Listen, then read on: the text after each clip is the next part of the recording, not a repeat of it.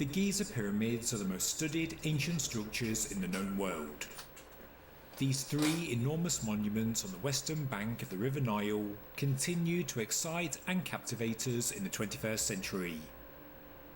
But although for many their origins are mysterious, their age is not debated by scholars, yet it remains a subject that has long been challenged by many independent researchers. So how do we date the pyramids? How do we know who was responsible for their construction? Well, we have to look at the associated archaeology, we need to read the historical writings, but there are also scientific methods as well. In this video, I'm going to re-evaluate the science, re-examine the scientific methods that have been used to date the Giza pyramids. By bringing this information back to the forefront of our minds, will the data finally end the debate, or could we be left with more questions than we started with? Well, strap yourself in, because it's time to find out.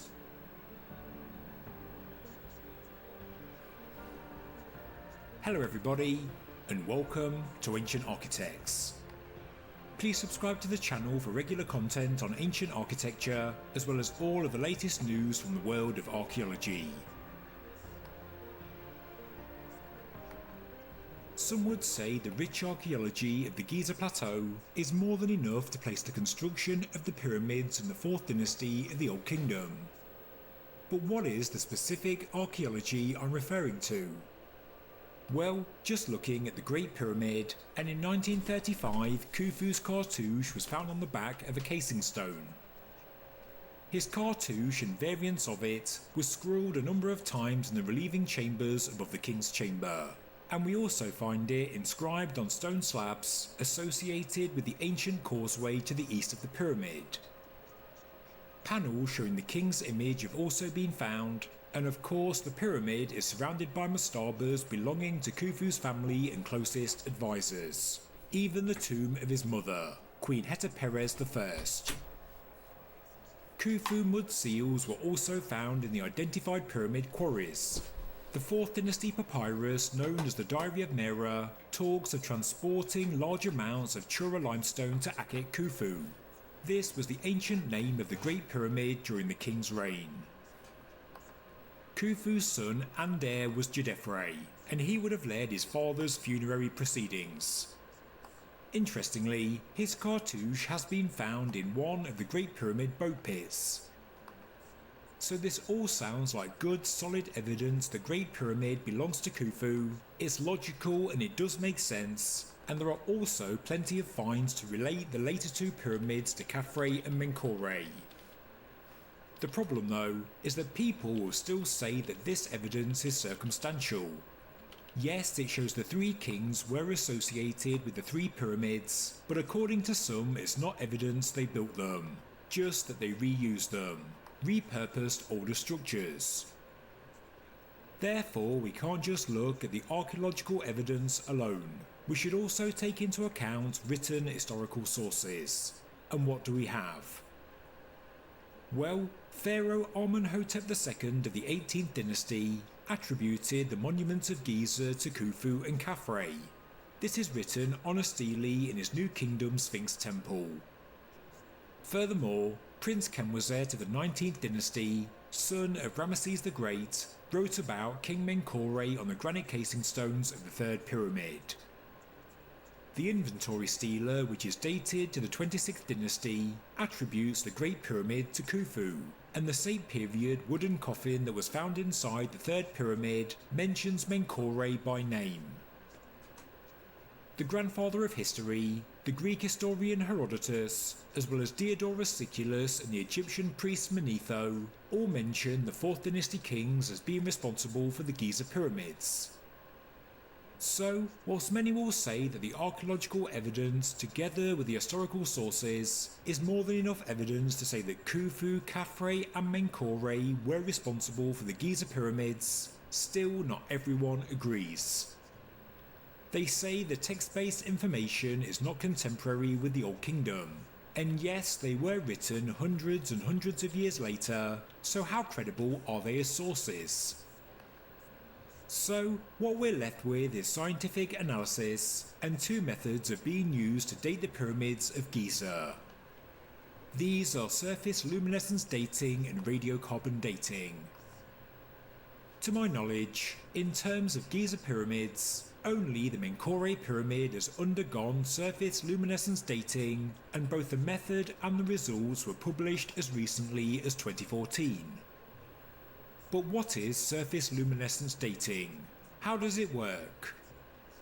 Well, during the process of the preparation of stone blocks, and prior to setting one upon the other in the building process, solar radiation bleaches the stored geological luminescence on carved stone surfaces. For crystals like quartz and feldspar, which are the main components of the Menkaure pyramid granite casing stones, just a quick exposure to light will erase their luminescence to zero. When the rock is placed into position, the contact surfaces are shielded from the light, and so it's like a rock's surface has a preserved timestamp for when it was placed into position, when it was last exposed to the light. The science is far more complex than what I've just explained. How and why it occurs is probably too much for this video, but I've left some links in the description below.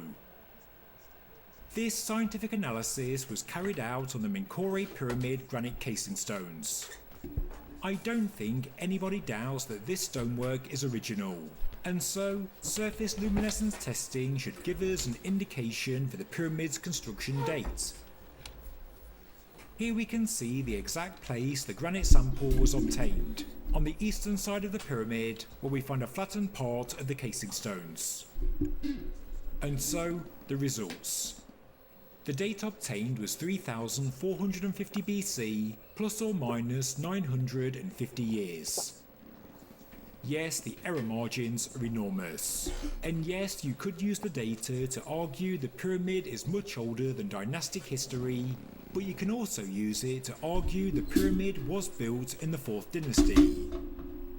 By itself, surface luminescence dating has not been all that helpful, and only one sample is never enough. There is no reason for anybody to question the methods the scientists use to take the measurements, but still, relying on one single sample is not enough for any scientific experiment. Therefore, we can't use the result from the Menkaure pyramid in isolation. Yes, it is contributing data to determine the age of the pyramids, but really that's it. Either way, it is something to consider, and the results tell us the Menkaure pyramid was built between 4400 BC and 2500 BC. That 1900 year window is enormous, but if nothing else, it does cast considerable doubt on the old idea that pyramids are more than 10,000 years old. So now we look to radiocarbon dating. But you may ask, how is that even possible? Because you can't radiocarbon date stone. And yes, of course that is correct, but none of the 4th dynasty Giza pyramids are made without mortar. I think there is a misconception that pyramids are just made from carefully stacked stone blocks, but this is certainly not the case. Mortar binds each structure together. It's found in abundance throughout each of the pyramid's core masonry, and anyone that's analysed the pyramids will tell you it's not part of a repair job because it's not localised in specific places. It's used all the way through the pyramids. It's a fundamental and original building material that was used by the pyramid builders. And yes, organic material is found inside the mortar. And yes, organic material can be radiocarbon dated. The organic matter is primarily charcoal, but also reeds, and it's very much part of the fabric of the mortar. It didn't somehow stick to it sometime after the pyramid was built. So, it is a fair assumption that if we can date the organic content of the original mortar, we can actually date the pyramids. In the early days of using the science of radiocarbon dating, the method was somewhat inaccurate, but thankfully it has improved over the decades. error margins have reduced significantly, and reference tables for different materials have been refined. The calibration of results has improved as more and more data is being added to the pool. Regarding the Giza pyramids, the first radiocarbon tests were funded by the Edgar Cayce Foundation in 1984. In truth, they were hoping to prove the pyramids were in fact thousands of years older than dynastic history. 64 organic samples were collected from the mortar of the pyramids and their associated temples, and surprisingly for both Egyptologists and alternative researchers alike, the dates returned were neither the accepted dates for the 4th dynasty or thousands of years older. The dates average some 374 years older than the historical dates of the 4th dynasty kings. So, a second round of testing took place in 1995, this time funded by the controversial businessman David Koch, where more than 300 samples were taken from Old Kingdom pyramids, temples and mastabas, as well as the pyramids of Khufu, Khafre and Menkaure, the Step Pyramid, Maidum Pyramid, Ben Pyramid, Yusakaf Sahore, Unas, Teti and Pepi II Pyramids, the unfinished pyramid of Abu Ruash and the mastaba of Shepseskaf were all tested. For the Great Pyramid, all but one date came from the charcoal in the mortar, and charcoal was also the source of organic matter from the Khafre and Menkaure pyramids. As we can see, once again the results for the pyramids did not line up with the 4th dynasty timeline, with the organic matter for the Giza pyramids being 200 to 500 years too old. There is one other radiocarbon date from the Great Pyramid we should also mention, and this comes from a piece of cedar wood that was retrieved from the Queen's Chamber northern shaft. Before Wayman Dixon smashed through the northern wall of the Queen's Chamber in 1872, this shaft was actually sealed at both ends. Nothing had been inside or out of it since the pyramid was built, so the piece of wood must have been left during the construction process. After being lost for a number of decades, the wooden rod was rediscovered in 2020 at the University of Aberdeen in Scotland, and yes, it was radiocarbon dated.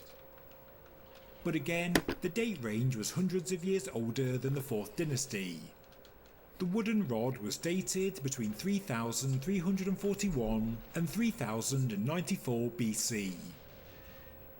So, all of the radiocarbon dates obtained from the Giza pyramids are older than the 4th dynasty. But why? Well, we have to understand that when you Christian, you see I raided you yesterday? Of wood or charcoal, I don't know if you saw. you are dating I guess you were busy the age playing. of a specific tree ring of the tree the sample came I raided from. you yesterday. This means that no, you didn't the see? wooden Yeah, rod buddy, I came from raided the you. I raided you like 4 viewers. 700-year-old Lebanese cedar And then I tree, commented, I said, then hey yes, man. the wood could well have been used And then in I the said 4th something about the dynasty, game. but the tree it comes from started What up, bro? growing How you hundreds doing, of man? years earlier. Therefore, the date may seem anomalous, but it is easily explained. And maybe the source of all the charcoal used in the mortar was from old trees as well, or trees that started growing hundreds and hundreds of years earlier. The ancient Egyptian research associates Yesterday was a tomato. believe the pyramid builders used old I know cultural it's typo. material I don't in know their what building you're projects. trying to say, And so but yes, I'm this curious to means know. we could be looking at old wood. Radiocarbon dating does not tell us when the wood or charcoal was last used. It only tells us the age of the tree it comes from. Strong and winds, specifically rain, the like a age of the tree tornado. ring. Oh dang, man. They say on their website, quote, wood may lay around for centuries before I can being believe it. burned, especially in a dry climate like Egypt. Also, That's scary. any living forest or stand of trees will have old trees with very young shoots. Any individual tree will have old parts, the inner rings, and very young parts, the outer rings and small branches. End quote. They continue by saying that giant stone pyramids in the early Old Kingdom may mark a major depletion of Egypt's exploitable wood. This may be the reason for the wide scatter and history-unfriendly radiocarbon dating results from the Old Kingdom.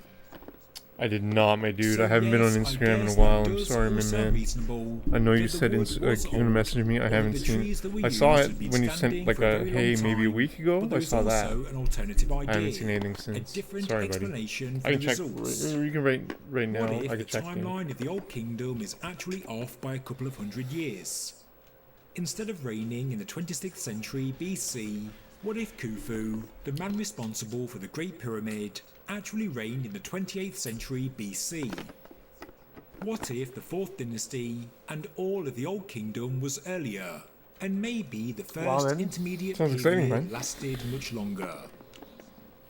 I have mentioned this hypothesis in the past, and I'm not the first person to put forward the idea, and I'll mention it in far more detail in a future video. That's thoughtful of you, buddy. Thanks, man. So, where does this leave us?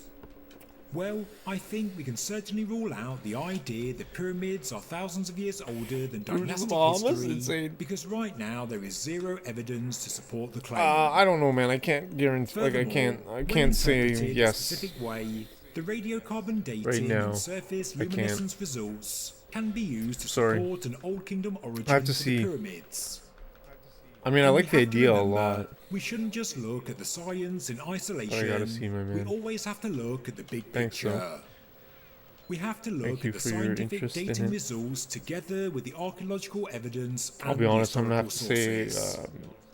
like, I can don't want to give say you my no, own but I gotta buy the flight and you can everything. agree or Just let completely you know, thanks, buddy. disagree, Thanks, man. Yeah, and like, as always, many I don't even know will, what I'm doing, like, because the tomorrow. reason doubt still remains in the subject of dating the pyramids is because more scientific work still needs to be done. Why haven't there been more surface luminescence tests on all three Giza pyramids? Why haven't even more organic samples been taken from the pyramid mortar to be radiocarbon dated since 1995? And the science has improved in the past 29 years, and so more needs to be Dude, if done. I was rich, We need to keep I collating had a lot of and money, refining data, I because the would. more data we have, the better. And it will bring us closer to really understanding the pyramids. I'm really stretched. I mean, I know I went My on a trip there, interpretation for the age of the pyramids, but I mean, from I don't want looking to at tell all all my of the available financial situation. I was information given and some data, credit. is yes, And I in spent my a lot of it on opinion, that the trip. three Giza pyramids were built by I Khufu, do? Khafre, and Menkaure in the 4th dynasty of the Old Kingdom, but I do think it's possible the timeline of the Old Kingdom may need refining. I think it could well be off by a couple of hundred years. But we can only find out if this really is the case by doing more radiocarbon dating and surface luminescence testing from as many different pyramids, temples and mastabas as possible. Holy We need to moly, keep man. building the database. Nah, man. Don't worry about that, man. But such work It's a lot just of money, isn't dude. happening, and as far as I'm aware, there's no plans. Holy moly, dude. Scientific dating of the pyramids is a subject Wow, rarely thank you. discussed, I mean, I accept and, the in offer, truth, but you don't have to the do that. published Like, results are almost forgotten. shit's But tight maybe this is all worldwide. by design, because it allows the debate I mean, it's like regarding it's the not even age the of the cruise pyramids to linger. that's the expense, but you know, it's the flight, Maybe the the hotel, authorities want to the leave food. us Not with more that questions than I don't think it's worth it. I think it's totally because worth it. alternative history You know? and ideas are very much a huge part of Egyptian tourism. Without the mysteries of the Giza pyramids, would so many people flock to the the best. country every year to see them? It's the best. Well, I have to say, I doubt it. Thank you very much for watching this episode of Ancient Architects. If you enjoyed the need a video, job, man. please subscribe to the channel, please like the video, and please leave a comment below. I haven't Thank you worked very in much. 2 years. Aw, thanks, man. That's nice. Want to hang out? I do want to hang out with you too, man. Got to make sure things shit aligns. Thanks, man. Nice guy, dude. Yeah, I mean, dude, that'd be baller, man. That's the most baller thing ever.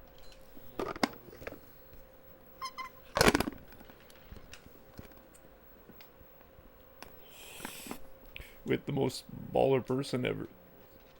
That's you.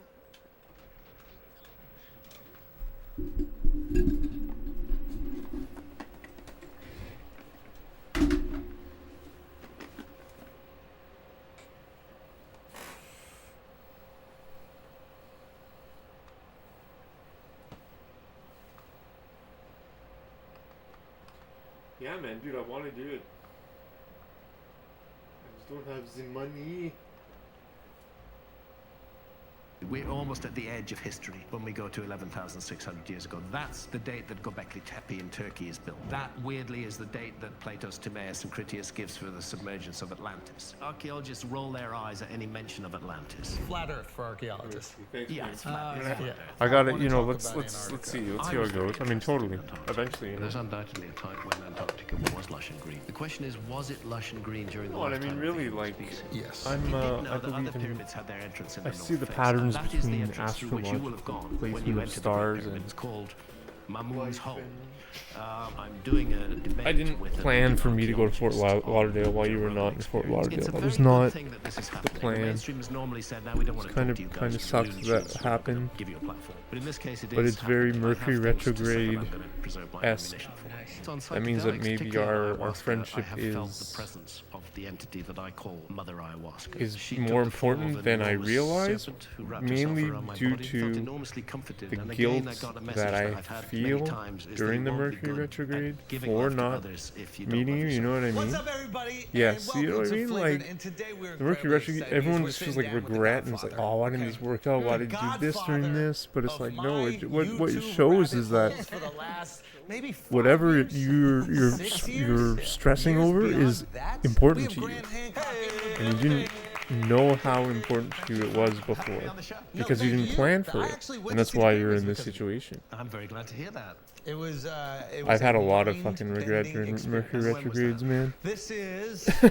I've come to realize that a 4 years lot. ago? Every time I dwell on Pandemic kinda something, makes it's like, well, things a little murky. Maybe it didn't 3, work but out it's because I didn't pre-pandemic. plan it right, because I didn't know I cared about it as much as I realized that I do now. It's an amazing place, and the Great Pyramid itself is totally, utterly unique, extraordinary, and special. And that's our friendship. I have a long relationship with the Great Pyramid. Which means there's more in the this future. You unbelievable know what I mean?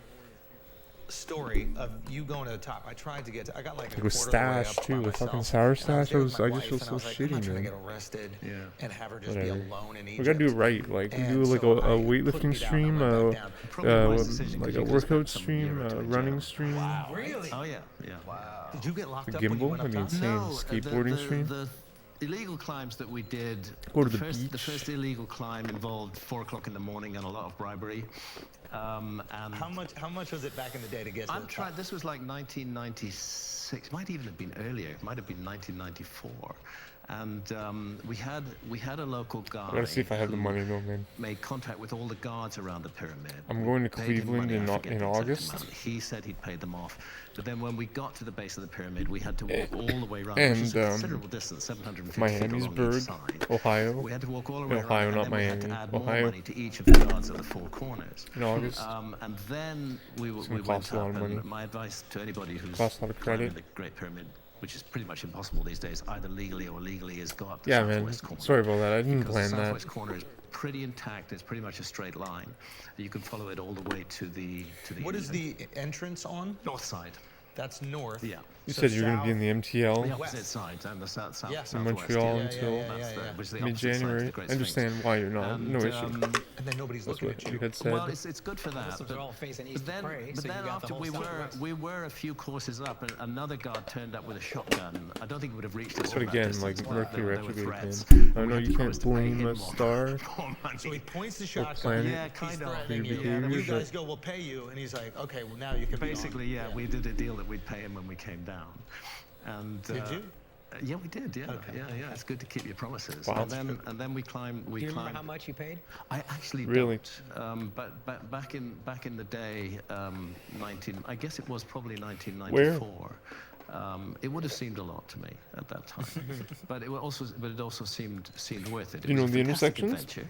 adventure, starting in the dark or just the beginning of dawn light. Did they say? And climbing up to the Did you top. say the neighborhood? Taking shelter at various points behind bits as other guards appeared. Finally getting On to the Ocean top. Drive? And then the Really? light coming up and just this majestic view. So sunrise on And the top. yeah, of the sunrise on top of the Great Pyramid, and Insane. the second pyramid, to your south. It's just an amazing thing to see. And There's it's so an many amazing cops there, experience. though. I would regard it as one of the peak experiences of my life. I did have one other illegal climb, which was just I guess maybe fortunate. New It Year's is was, more cops. Following the On a random holiday of Friday. Ramadan, they have No fucking way. they have a thing called the Eid, which is Insane, a bro. celebration. That's And really there were, I terrible. would guess there were 30,000 Kairis serious on the right now? Giza Plateau having picnics, and they just I mean, I'm decided not- they I'm were sadly going not to climb the Great Pyramid. surprised. Not all 30,000, but several hundred of them, and we just joined them, me and Santha, and we climbed with them, and that actually is one of the Every moments when I time. realized how difficult the Great Pyramid. Do you have was any to like build. news articles that you can Because paste? I mean, the biggest danger climbing up there with several hundred people on the pyramid was other I people don't know, man. coming up and I'm down. not doubting you. So imagine managing that with all the I just need to blocks. really With see all it the for blocks myself. and supposedly a huge workforce and ramps or Mm. whatever the Egyptologists imagined Me to was done, learn. and I don't believe anybody really knows how sad. it was done. Yeah. For me, that was the biggest risk was people crazy. bumping into you, going around you as you're climbing I'll up. check it when I take a break. But again, we got to the top, and then I had 3 legal climbs in those days when those were allowed, doing various filming projects back in. When Well, do there's a you lot of tourists see there. Your I'm not saying last it's, like, name not inscribed in the block. Local. I think This There's is a an ton of incredible tourists story. Yes, it is. I think it was from like on the Louisiana, second in or Alabama. third climb. I'm not absolutely sure. I think Georgia. it may have been one of the legal climbs because it was daylight and we were relaxed. As Hollywood we were Beach. not when there were hundreds of other people up there with us. So I think What- it may have been what the, may words have did been I one of the sense a legal Hollywood climbs. bitch? And there I did see, and it's on the south side of the. That's sad of- though. of- Yo, you of gotta the know Great the words, Pyramid, man. the Yo, south- thanks for being here, man. the southeast side, overlooking you. the boat I'll museum, read the- which used to be there. I'll read the and message there after, was man. the I'm just name, like P, mid-game, initial P mid-focus. and I'll read it on the Hancock. break. How about that? If that's okay. And at that time, there was a date beside it, and that date, if I recall correctly, was the 5th of April, 1916. Oddly enough, that 1916. yeah. Now my granddad was a chaplain with British forces. What am I even in doing? I'm not even Egypt thinking, in the man. First World War.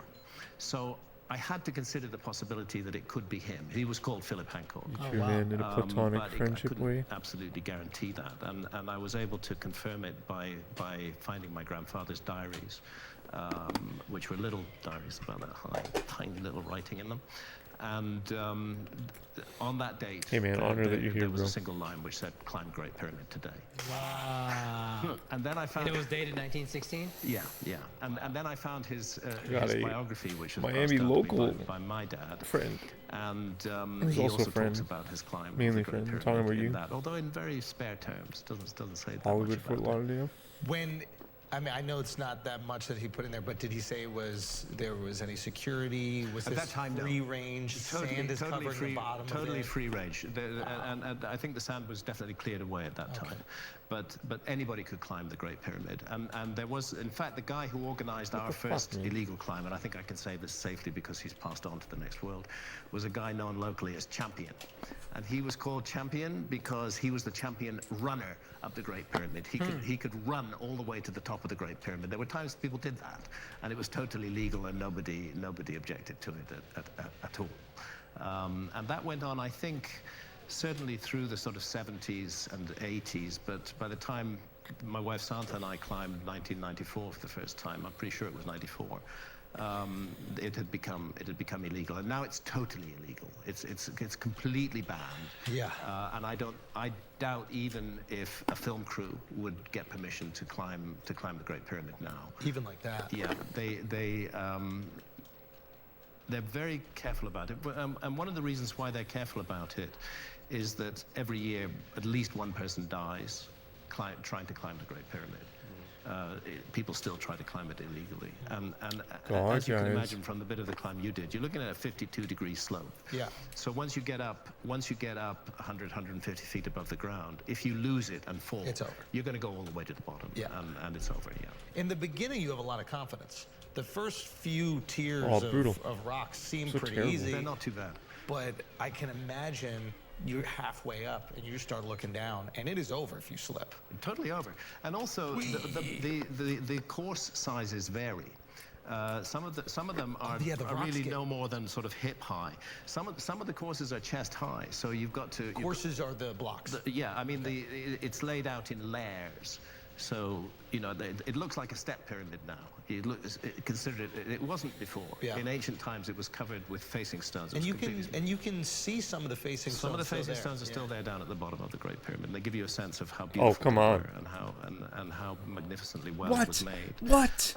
But the Such theory is lies? there's no absolute Lies. proof of this, that they Damn came it, you off can see during his an hand is earthquake red. in, I believe, Such a 1301. fucking idiot. Whatever, that's really hopeful, and at though. that time, it's likely that that's when the That's Great really Pyramid hopeful. lost I don't have its any health, sight. but, like, Great thank you, Pyramid stands DJ, at for the telling me going moment the left about straight, bro. 450, maybe 455 feet tall, but its original height was 481 feet tall.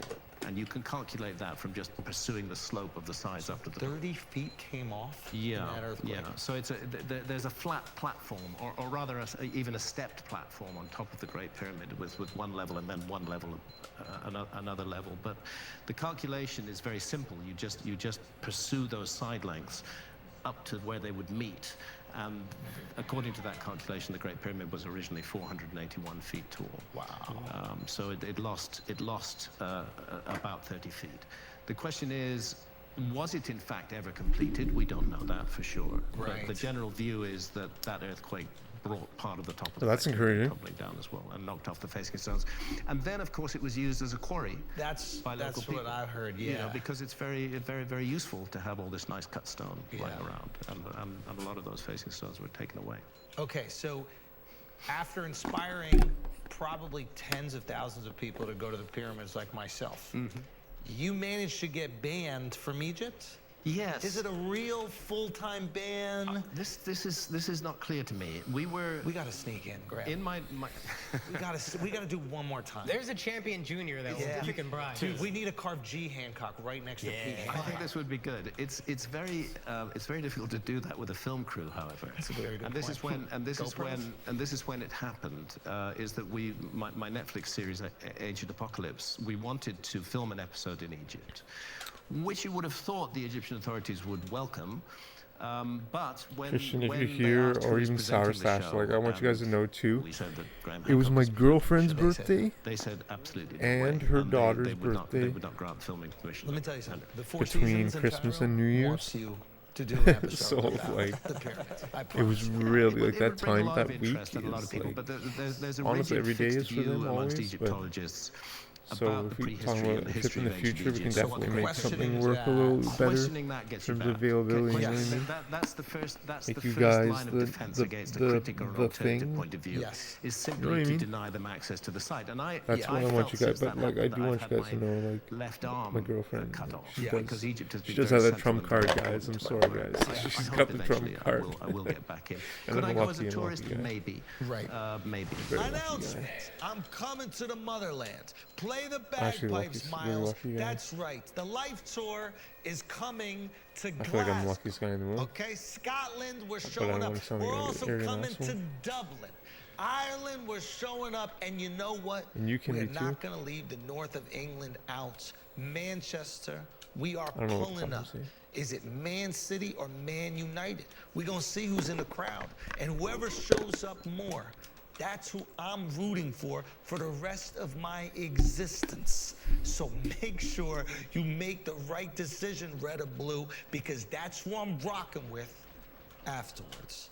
Okay, those tickets are up for pre-sale right now. Code is Andrew. Get them fast. TheAndrewSchultz.com. Can't wait to see you all. Also, Can't thank you wait so to much, see everybody who you. sold out the Royal Albert Hall show in London. We did that in a few hours. That was unbelievable. Thank you so much. Cannot wait to do the show in that remarkable venue.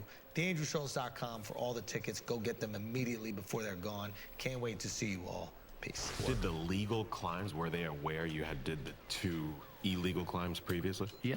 Oh, and they still gave you permission? Yeah. Oh, yeah. wow. At that time, everything was much less sensitive. Everything was much less sensitive until 2015, when I had the beginnings of a public debate with who is regarded as the leading Egyptian Egyptologist, Zahi Hawass. And unfortunately, in that debate, Zahi, it's actually on YouTube, bits of it, because there was a member of the audience present. Zahi massively lost his temper and stormed out. And then So you won. Then I don't know, but the debate didn't happen. Then I gave a talk. He sat sulking outside. Then he came back, gave his talk. Then the audience asked questions. And again, bits of this were filmed. And one of the audience asked him if he knew about a site called Göbekli Tepe in Turkey, which is probably the most important archaeological site in the world at the moment. And Zahi said that he didn't know anything about it at all, and that was on camera. So unfortunately, the man is actually enormously knowledgeable about ancient Egypt, but unfortunately he came across looking not very good. And ever since then, my relationship with him, which had been okay until 2015, has been extremely negative.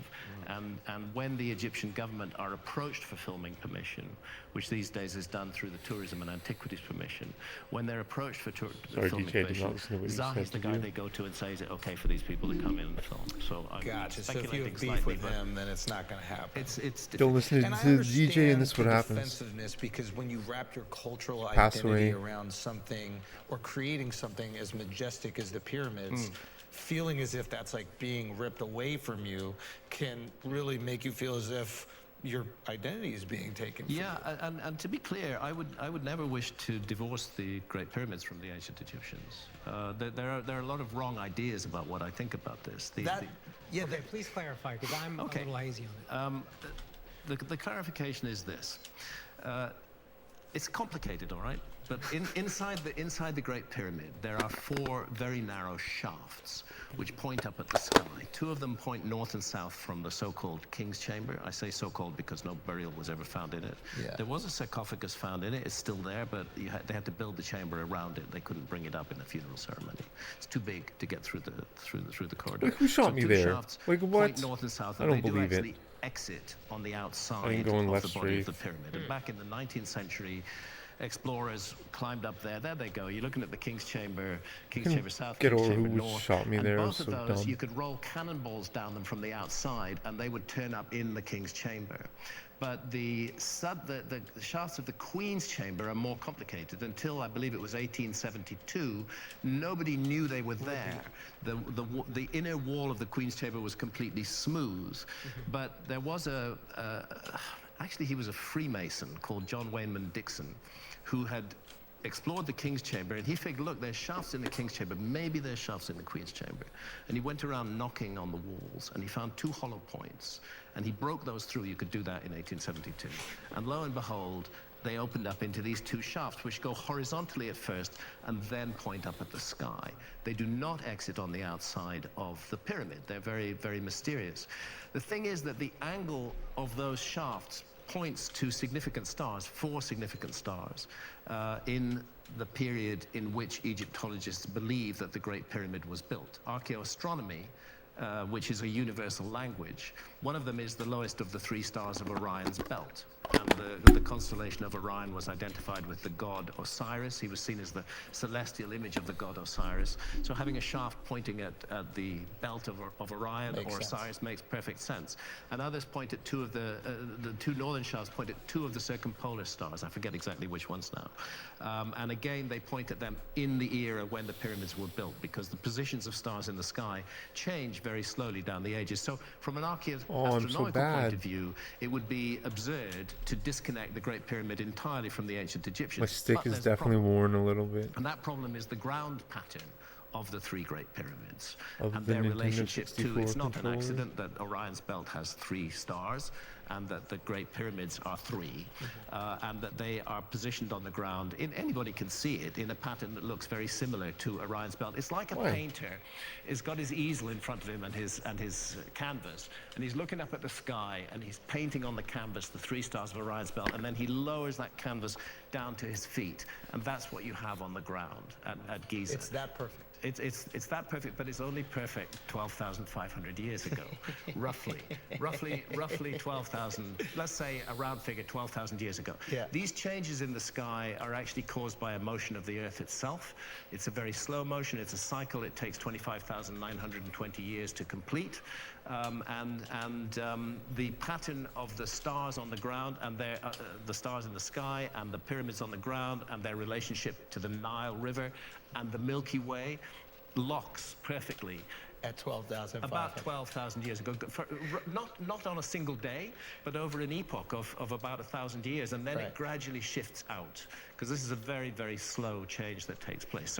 So you have the ground saying 12,500 years ago, and you have the shaft saying 4,500 years ago. So one might assume that those shafts were maybe carved out at a different time, potentially? Well, yes. The way I look at it is, I think the Oh my site God, I was just kinda sacred yelled more about than it. 12,000 years ago. Right. I think ground platforms Dynamics, were you're a created fucking there. It's important genius. to remember the Great Pyramid is already built around a natural hill.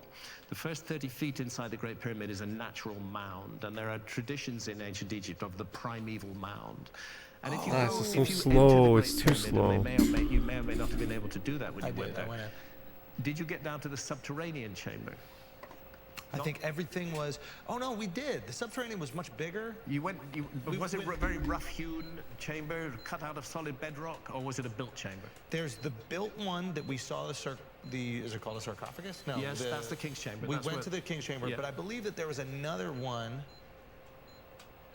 I Well, can't remember. you can see that on the screen there. You can see the subterranean chamber. You see the entrance in the north face. Yep.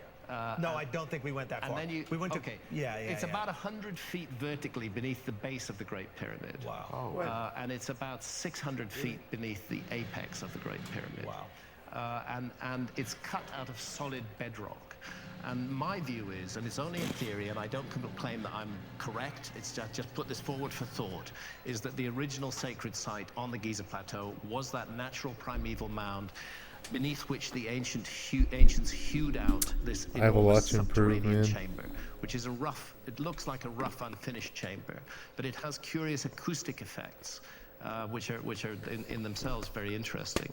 And then something that people talk about. Yeah, it's an amazing place to be, and actually you get a resonance. We tried an experiment with an opera singer up in the King's Chamber. You could hear her down in the subterranean chamber, which is quite remarkable in itself. But I think that was the original sacred site. I think the ground platforms were put in position, and I think the ancient Egyptians finished off the job in a brilliant way.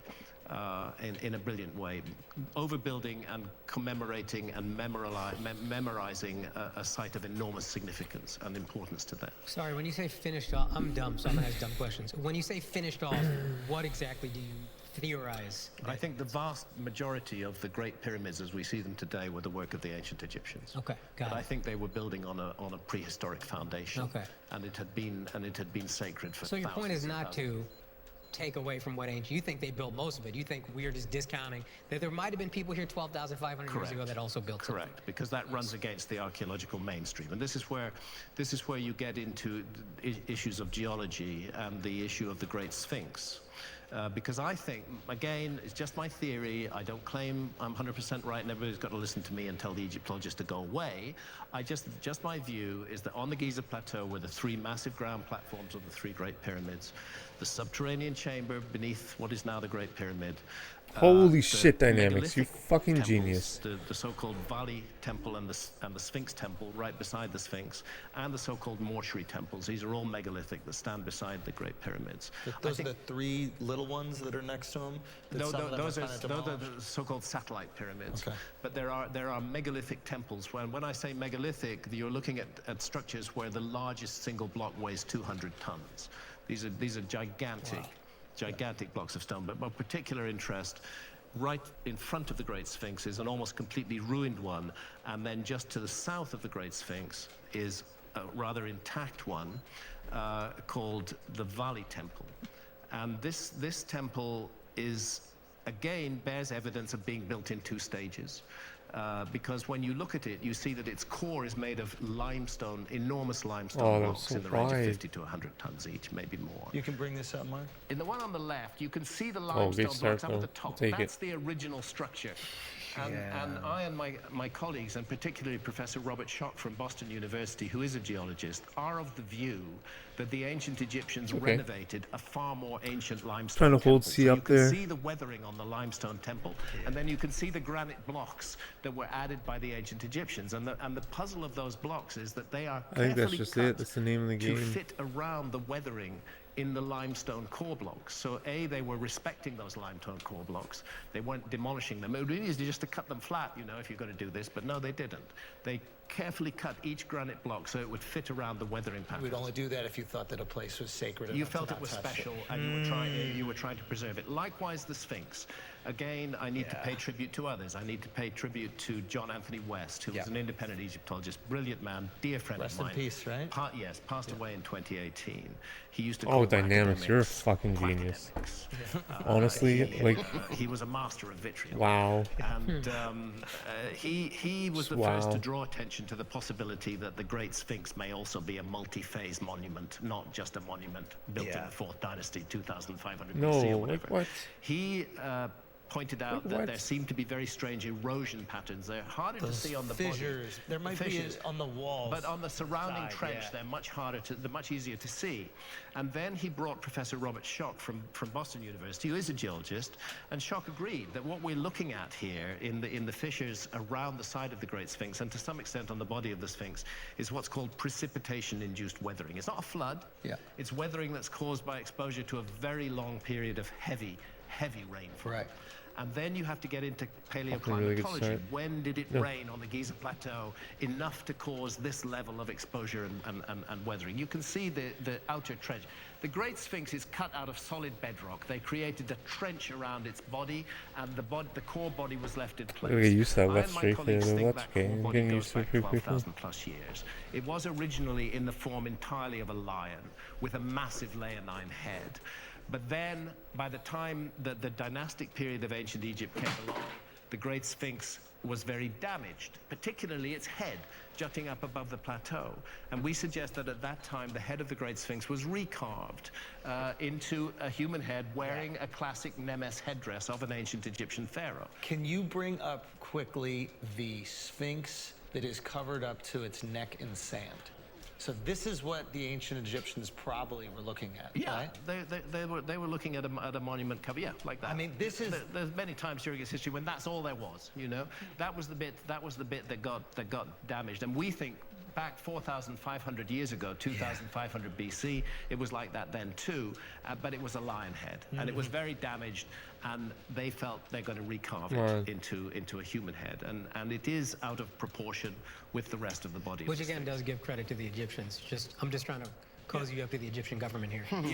we want you back in. Also, the Yeah, let go of left straight there. He's gonna have to hold it down. massively venerated Might be this site fastest at too. the beginning. It was the place Might of the just be beginning. It was random the place too. of the first time. Yeah. A time that they called Zeb Tepe. And I think their project was to honor and memorialize it. And then this is where we get into spooky areas which the Egyptologists don't like, which is I'm suggesting spooky that a body of knowledge was carried down within ancient Egyptian culture, and that a certain moment came when it was decided to turn the Giza Plateau back on again, and that body of knowledge was manifested in the construction of the Great Pyramids. It's very peculiar that the quality of workmanship on the Great Pyramid, and indeed on the other two pyramids at Giza, I can just always do that too. is extremely setup's a high. little better. But go a generation later, two little less generations live. later to the 5th dynasty, You know? go to the Pyramid of Unas at Saqqara, where the so-called Dynamics pyramid of the texts man, are dude. inscribed inside the so-called tomb chamber.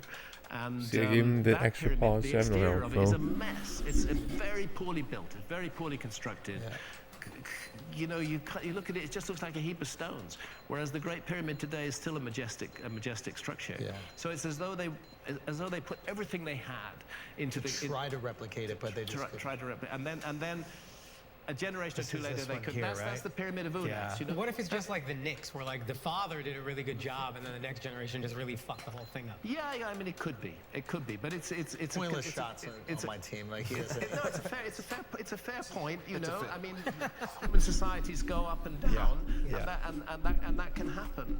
But that's my view also with the idea of a lost civilization, that we can have an apex and they can fall into a slump and they can come out again. But is knowledge preserved and passed down through the ages? Yes, I think it is. Now, why wouldn't the people in the Nile Valley at that time, 12,000 years ago, also not be Egyptian? Like, could they still be ethnically Egyptian at that time? What the fuck? Well, I think in a way, I'm actually deeply uninterested in ethnic matters.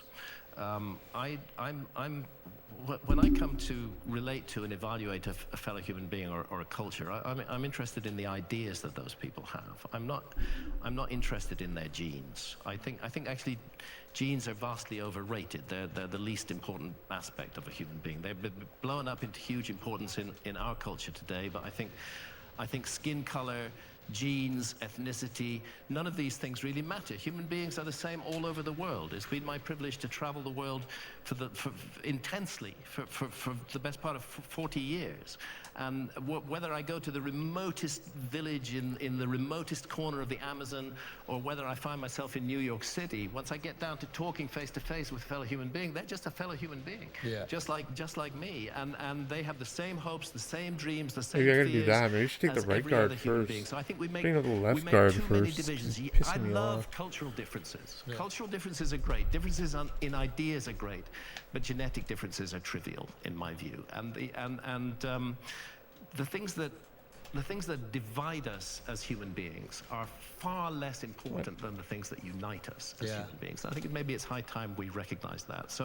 So whether the modern Egyptians are ethnically connected in any close way to the ancient Egyptians is a matter that I regard as fundamentally unimportant. The modern Egyptians also honor and respect the Great Pyramids and ancient Egyptian culture, and that's what matters to me. I'm curious, piggyback on that, like, how do you feel about the criticism that you got some people saying you're racist after the Netflix documentary? Well, that criticism was because that's why we brought you on. We're like, we hope you're racist. We like You kind of let me down with this whole everyone's equal talk. That was interesting. The subject of race is never mentioned in my Netflix series, Ancient Apocalypse. It's never mentioned at all. But when the Society for American Archaeologists wrote an open letter to Netflix demanding that my documentary series be reclassified as science fiction, they accused me of spreading racism, white supremacy, misogyny, and anti-Semitism. None of these issues are ever mentioned in the series. Wait, what was misogynistic? I don't know, and what, for that matter, was anti-Semitic. It's and what was racist, since race is never mentioned. But what these labels are very useful for, if you shout them loudly enough, and if your friends in the media see a nice story here and pick them up and multiply it, what they're very useful for is turning people off the work of an opponent. Yes. And that was clearly what went on here. If you're radioactive, I don't even have to debate you because you're radioactive. That's right. Yes. That's right. Yeah. That's fundamentally what went on. Yeah. Now, what is the reason for what was the possible? They had no justification for any of the others, but what was the reason for saying that I was spreading racism and white supremacy? It's because in a number of my earlier books, I reported indigenous myths and traditions, particularly from South America and from Mexico, which in some cases referred to a white-skinned, bearded stranger and his companions who came after a time of darkness, after a great cataclysm, bringing knowledge and teaching knowledge to the inhabitants of the country. Now, that is not me saying that is indigenous traditions. The view of archaeologists today is that many of those traditions were simply made up by the Spanish conquistadors. I don't think that's true. There are many other guard archaeologists who always, don't every agree single with that friggin' and think that they time, are man. true and genuine indigenous traditions and should be rightly reported as such. Whether we're referring to Quetzalcoatl in Mexico or to Viracocha in the Andes. These traditions, it's a pan-American myth, and they're not only found in the Americas, but all over the world. They don't always refer to a person as white skin. You know, the emphasis that's put on skin color today is really recent in human history. It's a few hundred years old. Did the issue of white skin or black skin carry the same resonance 12,000 years ago that it carries today? I somehow doubt it. I doubt it very much. I don't see why it should, because the abuses of human rights that were carried out in the name of color are recent developments. They're not ancient developments, you know, and therefore Recent in the scale of human history. Recent in the scale of human history. Let's say the last 500 or 600 years, something like that. They weren't really there. They weren't really there before that. But it's a huge distraction from the major issue. They also refer to these individuals as being bearded. often referred to there being 7 of them. In ancient Mesopotamia, they're called the 7 sages. In ancient Look how Egypt, at perfectly the that's Temple of lined up, Horus though. at Edfu, Oh, that was so they are close. also referred to as the 7 sages. Oh, I think I pushed In last stream ancient too late India, there. It's Manu and the 7 sages who appear after the flood, trying to restore the knowledge that was lost during the time of the flood. These are indigenous traditions. Same story, different parts of the world. Same story, different parts of the world. That's one of the things that interests me about it. What interests me about it least of all is the issue of skin color. What interests me about it most of all is the issue that there seems to be a memory of a cataclysm after which a group of people tried to preserve knowledge from Is before this the the Snow White myth? I'm not sure. She falls asleep, the 7 dwarfs, or the 7 sages, they come wake her up with the wisdom of a guy should make out with you when you're passed out. I need to reread the Snow White myth. Shoot the guy in front of you, man. Like, come on, dude. Yeah, well, no, because myths, myths are the memory bank of our species. This is what I loved about the Netflix special. Treating the myths as a way of passing on true information. Yes. And, and taking them seriously, not looking at them as figments of imagination. If Yeah. we were to pass on data and fact, it's way more digestible in the form of story. We memorize stories. If you wish to pass information to a distant future, if you wish it to be preserved, you wouldn't be. Yo, Sayonara, what's up? You the how can we boss, know man. that our How you doing, script man? is going to be readable by any other culture? Let's say 10,000 years in the future. Will anybody be able to read the English Thanks, language? broski. Who knows? I have are no you? idea. It's fragile. An you're example I doing often well. give is the Indus Valley civilization. Yeah, I'm in, gonna need it. Pakistan and India. The Indus Valley civilization. Dynamics. Nobody actually knew that it existed until it was Told me to accidentally enter in left discovered where a street. railway was built, being Chilling, built that's through cool, a site man. now called Mohenjo-Daro. And I in was Pakistan. doing left And then street. they found that there were these I actually think very, I very was sophisticated, very complex mud brick structures on a very large scale. confident then in they it. began I to don't look know. at it. Then they found that I this was doing culture it had a before, but language. I think I'm fully holding it developed now, written going script. into the dark room. It's about 5,000 trying to do years the old, natural but there stuff. isn't a single Rosetta Stone And I've that had enables us to a translate lot that more script success into than any more recent language. So we previously. can't read that script.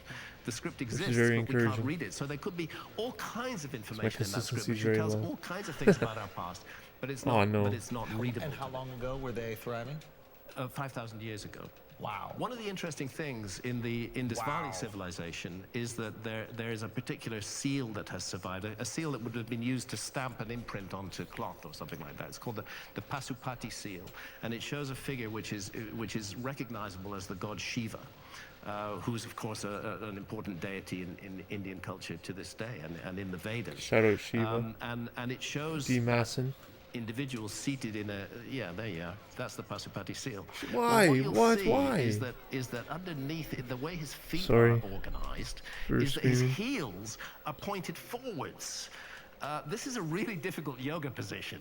To sit like that and have your heels pointed forward, you've got to kind of almost disjoint your legs in order to do that, okay? And the problem with that is that it's an advanced yoga position. It's found in a seal that's 5,000 years old. We have to ask ourselves, how many thousands of years before that was yoga being Holy developed? shit. You know, again, there's a hint of a lost human culture in this. The posture is called Mula Bandhasana. I certainly can't do it. Unbelievable. Because what do we date modern Indian civilization back Still have a to? lot to improve in this level, though, since the man. Indus- 4,000. Yeah, since the discovery of the Indus Valley Got civilization, a lot to you know, improve, and the we have to first thing I accept think that is civilization consistency. in India is at least 5,000 years old. The largely and And the correctly ending. discredited notion of an Aryan invasion of India And- needs to be and the abandoned exhaust as bay, well. everything. Yes, there were multiple cultures moving back and forwards, but Indian culture is extremely ancient. 5,000 years. Yeah. And a high, Indus Valley, that's like a thing you'll learn about in textbooks. yeah, right? yeah, you learn about it It's not now. accepted, yeah. But what most people don't realize was nobody knew it even existed. It was a lost And civilization. the language is completely independent. There's no connectivity to anything else. Nobody can connect it to anything. We don't know what it was. There's some suggestion that it may have been Dravidian peoples, the peoples who are now found in primarily in southern India, the Tamils. Okay, yeah. As a matter of fact, my wife is Tamil. Gotcha. And that's been very helpful to us when we've been researching in southern India. Oh my God. We did a lot of diving in southern. My wife is a photographer and a diver, as I am, No. and we did a lot of diving in southern India. So it was great to be able to talk, for her to be able to talk in their own language to Tamil fishermen and Tamil divers, and see if they'd seen any weird. I'm stuff glad I have the underwater, input which they display certainly because you had, could and they took us see to when I'm dive spamming structures Z that, are a fully formed city of and the, why I'm of not the shooting town the of guard when Now, you think I should speak be. about this in the documentary, but I think this is really 'Cause I'm important to in understand invincibility. as well, that most of human civilization Frames. has been organized around Or whatever water, it is. right? Close Yes. proximity to water, obviously you can fish, travel, etc.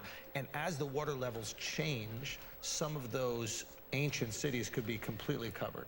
Yeah. If You've video games were a recovered some of these, courtroom, you've seen This I is now one have of the another things piece that of I think evidence is, to that I think is support missing from our understanding of the my past. input displays.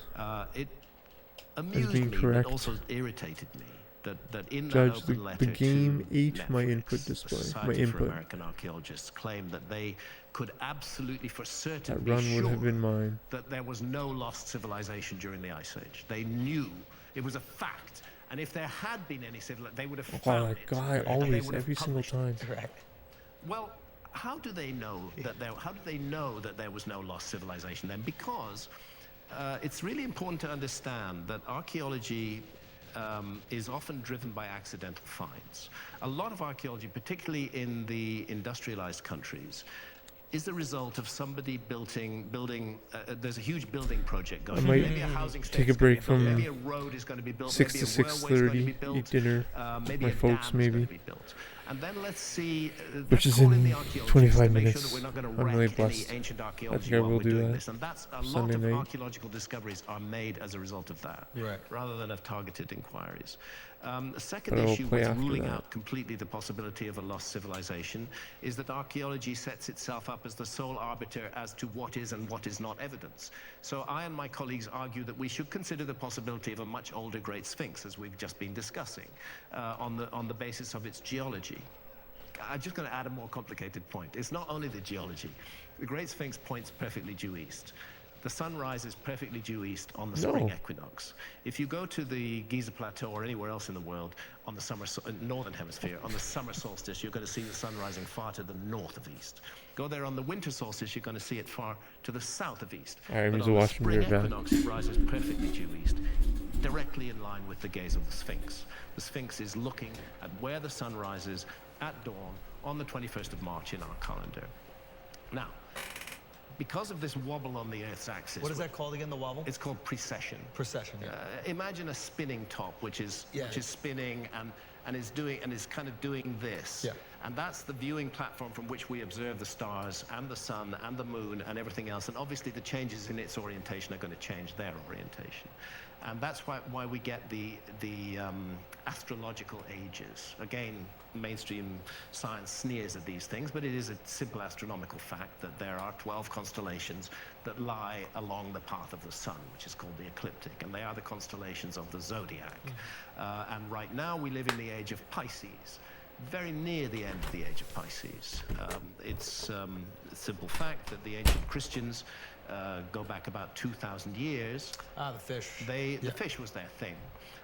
Before that, it was Aries, the ram.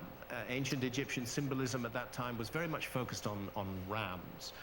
Go back before that, it's the age of Taurus, roughly the Pyramid Age. That's why if you were building a huge 270-foot-long rock-hewn monument in the Pyramid Age, you'd be more likely to make it in the form of a bull than in the form of a lion. Yeah. Of a lion. Oh, because there is a time when you go back, guess when, about 12,000 years, that you find it's the constellation of Leo that is rising behind the sun. That's the age of Leo. Just as we live in the age of Pisces, that was the age of Leo. And there was a time when that monument would have looked directly at the place where the sun rises. First, it would have seen its own celestial counterpart, the constellation of Leo, sitting on the horizon, and then the sun rising beneath it. So to us, this, and I speak of myself, Robert Boval, Robert Schoch, John Anthony West, and a few others. We think it makes more sense. Take the geology, take the astronomy. This monument has its origins 12,000 years ago. But Egyptologists say, no, we know the Sphinx was built 4,500 years ago. I'm not going to bore your audience with the details, but the evidence is incredibly flimsy. There isn't a single document that attributes the Great Sphinx to Khafre, who is supposed to be the builder of the Great Sphinx. There's nothing. It's just opinion, pure opinion. And we think that they are not right to dismiss the case for a much older Sphinx and to say that. So they select what evidence is evidence and what evidence isn't evidence. That's the second thing. And then the third and final thing is that huge areas of the world that have never been looked at by archaeology at all. Or if looked at by archaeology, looked at only minimally. Of course, the most important are the flooded continental shelves. And that's why Santa and I spent 7 years of our lives, frequently risking our lives, scuba diving all around the world. Sea level rose 400 feet at the end of the last ice age. Let's be clear, it did not rise 400 feet overnight. Right. This was a rise that was extended over a period of 11 or 12,000 years, from about 21,000 years ago down to 10,000. It was even still rising about 6,000 years ago. All over the world? All over the world, yeah. There was a global, all the world's oceans are connected and all but in local areas, if you have a very steep coastline, the effect of the sea level rise, the amount of land it eats up, is going to be a lot less than if you have a gradually sloping coastline. And 120 feet sea level rise on a very steep bit of coast is going to remove relatively less land, whereas on a very sloping bit of coast, it's going to inundate much more land. And the calculation is that 27 million square kilometers that was above water during the Ice Age is underwater now. Roughly, I think that's roughly 10 million square miles. I can't do the math in my head, but something like that. So it's an awful lot of land. I think it's Europe and China added together. Wow. It's not that there's been no archaeology done on the continental shelves. I think we're looking at something from Alexandria here. Yes. Yeah, we are. I've dived there as well. And that's inundated not because of sea level rise, but because of subsidence of the Nile silts. Alexandria stands on the Nile Delta, and the silts subsided and resulted in the flooding of this. The Nile carries a lot of silt with it, a lot of earth with it, as it flows out of Uganda and out of Ethiopia and northwards into Egypt, and you come to the Nile Delta, and all that earth it's carrying, which also provided the fertility of ancient Egypt, all that silt is then dumped in the Nile Delta, and there were constructions were made on top of it. And the submergence of the sites off Alexandria, which is a magical, spooky place to dive, by the way. I've been lucky enough to dive there. The submergence of those sites is largely because of subsidence of land rather than sea level rise, because it's relatively recent. Those So if sites you're are saying not the old. silt itself has dropped. Yeah. Right. So anything it built wasn't on solid ground. anything built on top of it went down. Guys, I'm in different clothes. Why is that? Because we were able to add another special taping at White Oak Music Hall. I'm fighting to get everybody in. I appreciate the demand so much. So, tickets are being released today, the day this comes out. 10 a.m. Central Standard Time. That's Texas time. So hurry up and buy the tickets, please. I appreciate the demand so much. I want to get everybody in that I can. Also, speaking of adding shows, we are adding shows at Zany's in Nashville, July 14th and 15th. The 13th is sold out. I believe I'm going to be in Huntsville on the 12th. Also, I got a bunch more shows. Please check the website because tickets are selling out for these shows, and I don't have time. We got to get back to Graham Hancock. But thank you guys so much. AkashSync.com. Hurry up and cop. Also, guys, if you need tickets to a show that might happen to be sold out, again, my special taping is an example. You know where you can find them? SeatGeek. Look at that. Akash Singh tickets. And what's even better is SeatGeek will tell you how good or bad a deal is. Whatever tickets you need. If you see a green dot next to the ticket price, that means it's good. You should buy it. Red means don't buy it yet. Hold off. Something better is coming. No other ticket app is doing this for you. SeatGeek is where it's at. There are 28 million downloads on SeatGeek. It's a #1 rated ticketing app for a reason. And there are 70,000 events listed every single day. That includes concerts, sporting events, music festivals, and more. Also, if you need Andrew Schultz tickets, wherever you are on the globe, SeatGeek might be able to help you. Why don't you look at that? And just because we at Flagrant always come through for you, we got a code. Use Flagrant for $20 off tickets at SeatGeek. Again, that's $20 off your first purchase with the promo code Flagrant. Make sure you do that right now. Just download the SeatGeek app on your phone, Buy your first tickets, use a promo code Flavor, and you get 20 bucks off. Now let's get back to the show. Why is it a spooky place to die? Well, because you're coming across statues underwater, you're coming across columns underwater. The visibility is not perfect. It's a little bit kind of weird, and it's just magical in diving on an underwater city. But I cannot claim, and I do not claim that city is 12,000 years old. No, it's not. But I do claim that in connection with a giant stone circle called validated. Akajima in the Kariba Islands in Japan, which is 30 meters over sea level, where there has been no land subsidence. It's a meme, but it's actually truly validated, right? Years. I do absolutely claim that in terms of the enormous structures that lie off the coast of Mahabharata. It's ruining now for the joke, in Tamil but Nadu, in Southeast India. Actually, it's proof. Punpahar, a little further south, there's a huge U-shaped structure underwater there. I play for like half an hour, then I eat dinner with the folks, and then I'll be back to play more after. You have to be careful when you look at underwater structures. You have to look at all the conditions that have led to their submergence. And in some cases, it's very clear that they've been underwater for a very, very, very long time indeed.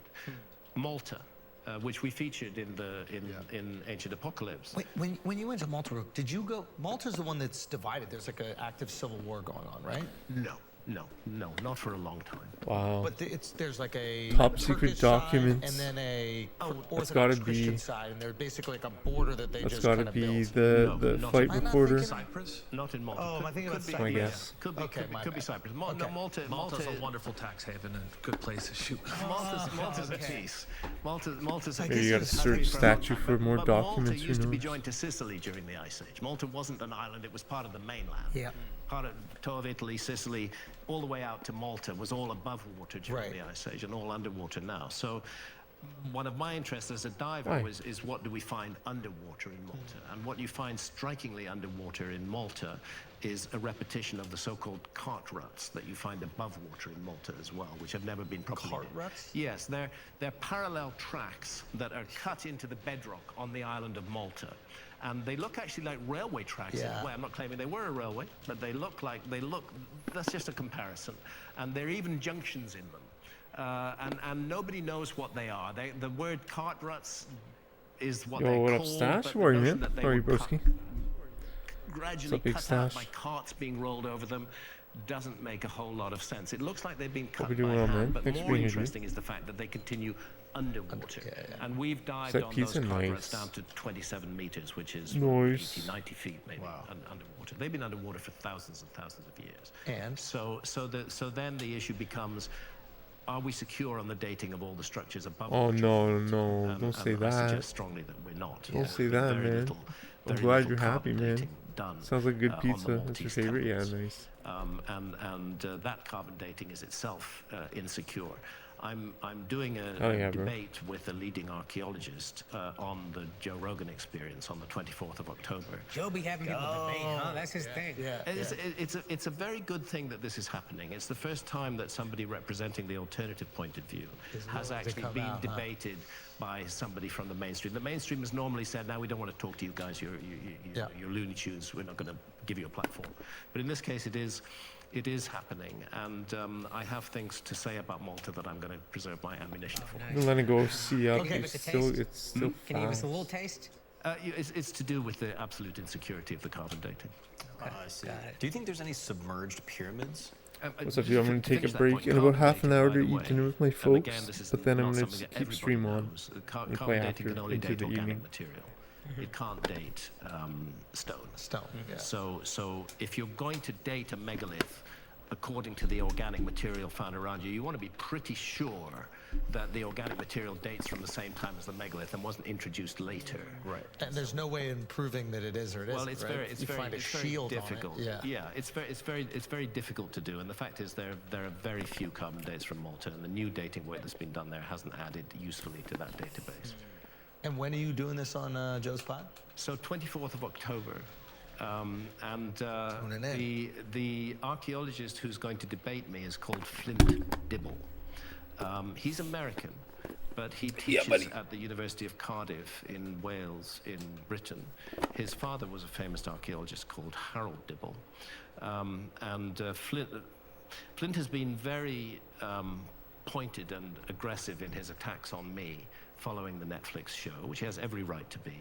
I had wanted to debate another archaeologist who's called John Hoops from the University of Kansas, because he has been by far the most obnoxious in leveling these ad hominem attacks against me, and straw men attacks, like Hancock says this, Hancock says that, when Hancock doesn't say either this or that. You know, but if you say it enough, it begins to have an effect. And I would have liked to have called John Hoops to account, and invited him to debate me, but unfortunately he backed out, and he wouldn't do it. Flint Dibble, and this is genuine, Flint Dibble has had some health issues. I won't go into the details. And we've not been certain until very recently whether he will be able to make it. But kudos to him. It looks like he is going to make it. Great. And what he's doing and what I'm doing on the 24th of October is we're both putting our reputations on the line. This is a Pay-per-view event. This is a high stakes. This is a high stakes issue for both me and him, because anything can happen in a debate, and I certainly intend to make sure that I'm properly prepared. I'm sure he's going to make sure he's properly prepared. I hope we can end up hugging each other and finding some common ground, rather than all of this hatred. You know? Okay, now. Sorry, there's one question. I'm sorry to interrupt, but as society got more advanced in this time, it seems we have less and less dependence on astronomy.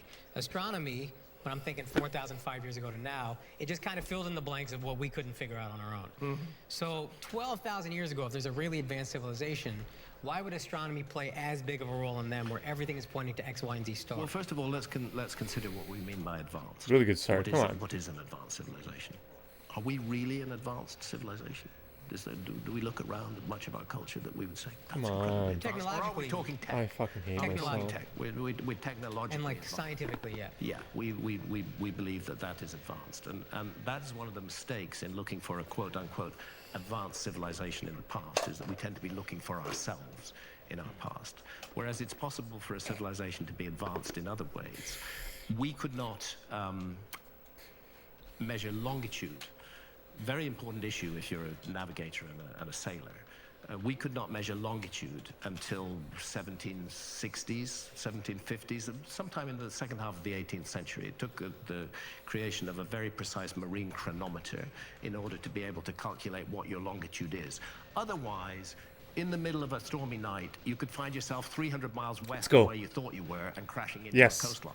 This is insanely It's a really good thing to know longitude. There was £1 million in the 18th century was a lot of money. Why? There was £1 million British prize for cracking the longitude problem. And it wasn't until the second half of the 18th century that it was solved. Wow. So it's weird that on ancient maps, copied from even more ancient source maps, there are precise longitudes, precise relative longitudes. This is one of the things that suggests to me that a civilized... The second thing is those maps show the world as it looked during the last ice age. Thirdly, and most important, they show Antarctica. Our civilization didn't discover Antarctica until 1820. So if I find a map from 1520 showing Antarctica, where the map maker informs us that he based his map on much older source maps that were falling to pieces, why and would that you he do knows that? that will fall completely apart. He's fucking stupid. Preserved the information in those maps on his maps. He's but whatever. Thank you, Dynamics, bro. So I'm getting way more friggin' mainframes now. That was another thing I was like. It's not a really good piece, but opposite of the Arctic. Yeah, but it's like very recent map. It's like, bro, he called it Antarctica. Why don't you just look at the map? You're gonna call it the same. You know what I mean? Yeah, we call it Antarctica. They used to call it Terra Australis, the southern land.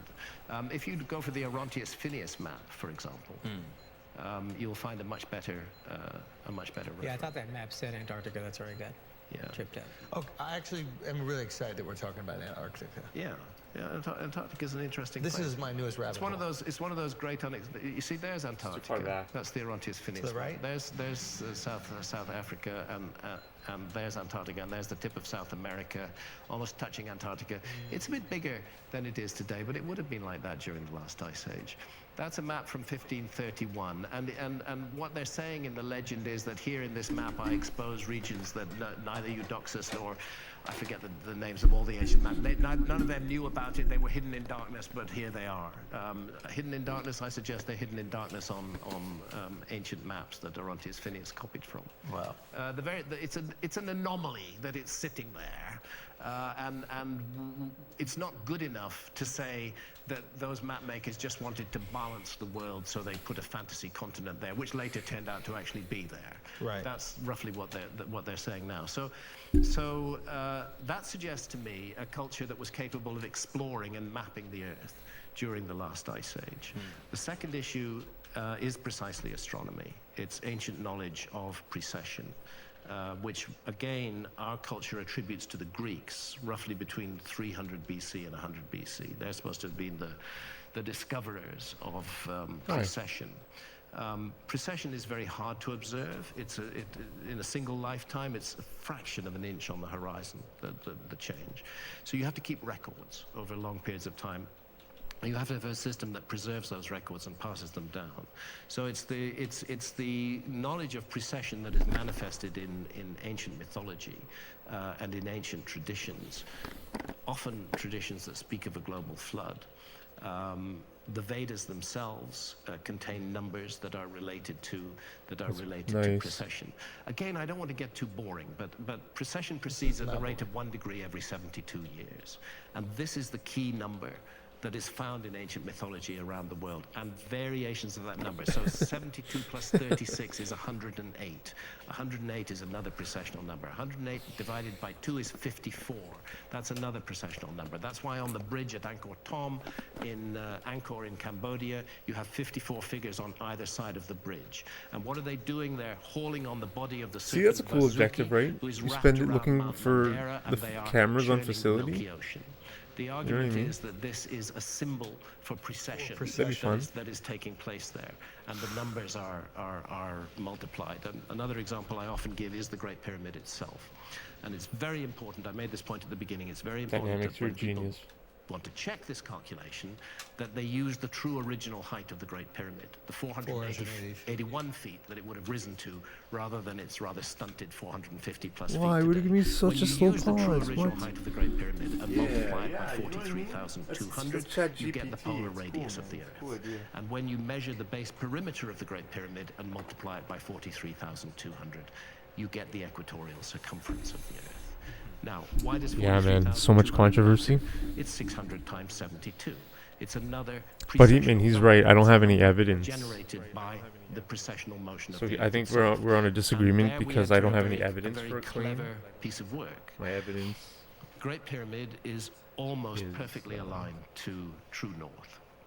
It's within 3/60ths of a single degree of true north. It's an error, but it's really good. When you look at a monument on that scale, 6 million tons, 481 feet tall, and you get it within 3/60ths of a degree of true north, you are doing very accurate work. And they were saying something else. You think they figured that out back in the day? Oh yeah, definitely. You think they were like, they used astronomy. They used astronomy to figure it out. But no, that they messed up a little. I think they did the best they could. We also have to take account of movements of the Earth itself. So it might have been right at the time. There might have been a slight shift in the tectonic plates underneath. I'm not sure, but the fact is it's 3/60ths off now. Okay. What it does tell us, apart from the level of accuracy, is that when they made that monument, they wanted to lock it in to the key cardinal directions. It's perfectly true north, perfectly true south, perfectly true east, perfectly true west, within 3/60ths of a single degree. Then the cardinal directions of this planet mattered to them. They were speaking to the Earth with that monument. Secondly, it's located on latitude 30 degrees north, give or take a few seconds of arc. And latitude 30 degrees north is 1/3 of the way between the equator and the North Pole. Okay, so that's not an insignificant latitude. It's a significant latitude. It seems like the monument is speaking to the Earth. And then we find that it encodes the dimensions of the Earth on 17 a scale shots at minus provided by a 42 key motion of degrees. the Earth itself, namely the Earth's precession, operating at the rate of 1 degree every 72 years. Multiply that by 600, you get 43,200. That's the scale the pyramid is built on, 1 to 43,200. So it's a monument that speaks to the Earth, that is aligned to the cardinal directions of the Earth, and that encodes the dimensions of the Earth on a scale defined by the Earth itself. And nobody would object to this at all. Nobody that I know of, once they get the measurements right and realize that they're not dealing with a 450-foot tall monument, but a 481-foot tall monument, nobody disputes that. The pi, which is used to calculate the diameter and circumference of a circle, is built into the Great Pyramid. This is broadly accepted by Egyptologists. It's just that they regard it as a coincidence. And your theory is also that the ancient Egyptians did this, right? Because you said they did most of the work. Yeah, I think they did. I think it was finished off. You define the very moment you start building that 52-degree slope into all the sides, you're defining what the apex is going to be. Right. That's there from the beginning. And what was their daily ritual use for the pyramids of Giza that you theorize? Well, actually, nobody has any idea. The Great Pyramid was sealed. It was a sealed monument.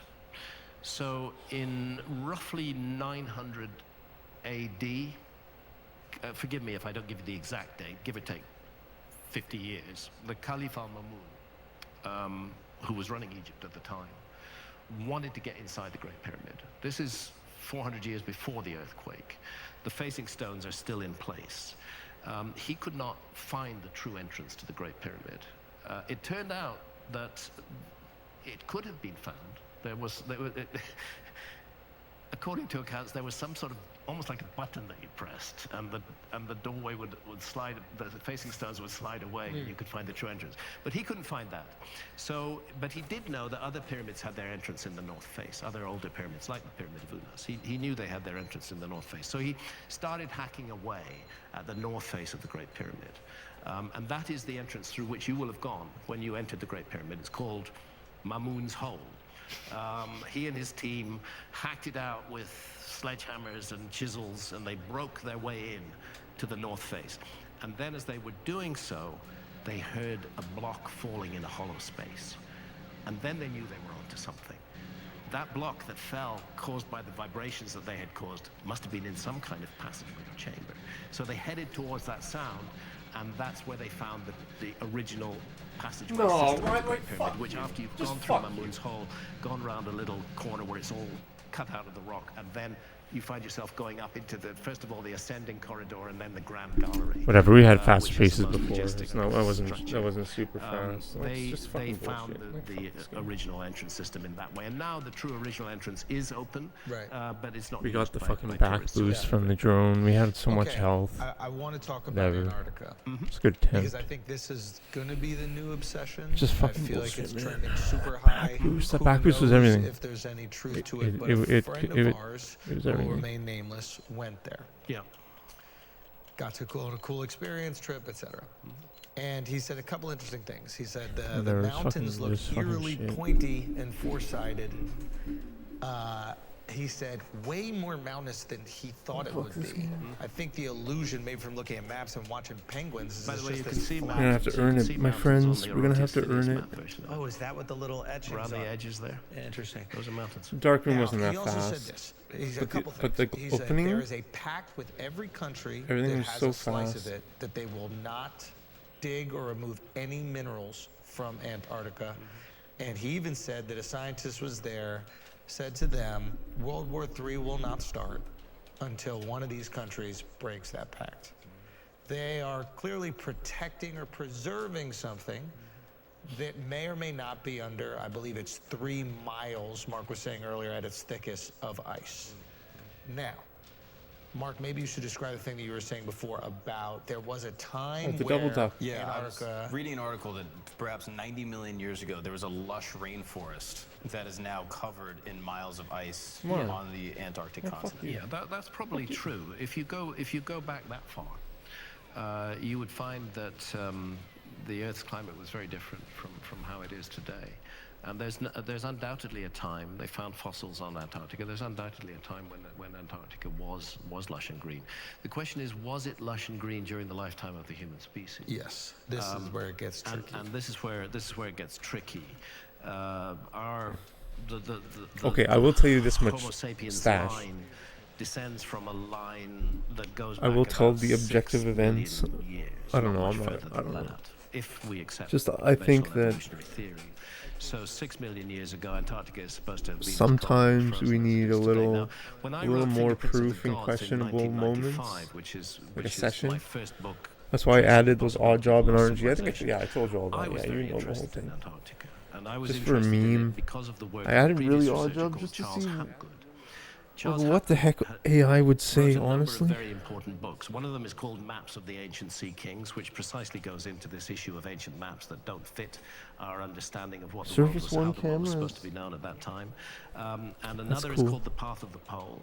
And he proposed a phenomenon that he called Earth crust displacement, whereby from time to time, the entire outer crust of the Earth, like the skin of an orange, might shift, leaving the core of the Earth in place, so that it could so if you imagine a very loose orange skin, the fruit is inside, it's staying in place, but you're Isn't shifting that the not skin an around it. objective? Well, obviously But then, aren't there cameras on if that level? happens, Like, how sick is Antarctica that? could have been in warmer latitudes and could have been shifted into colder latitudes. And how often does I'm not this going happen? to do it. Well, but does it might happen do it at all later. is the first question. I Let's mean, see. of all the theories I've looked at and supported, this is the one that I've come in for the most criticism for.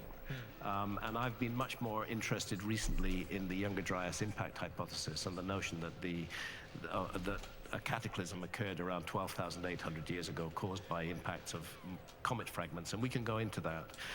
But when I wrote Fingerprints of the Gods, although I was interested in comets, I was more interested in Earth crust displacement.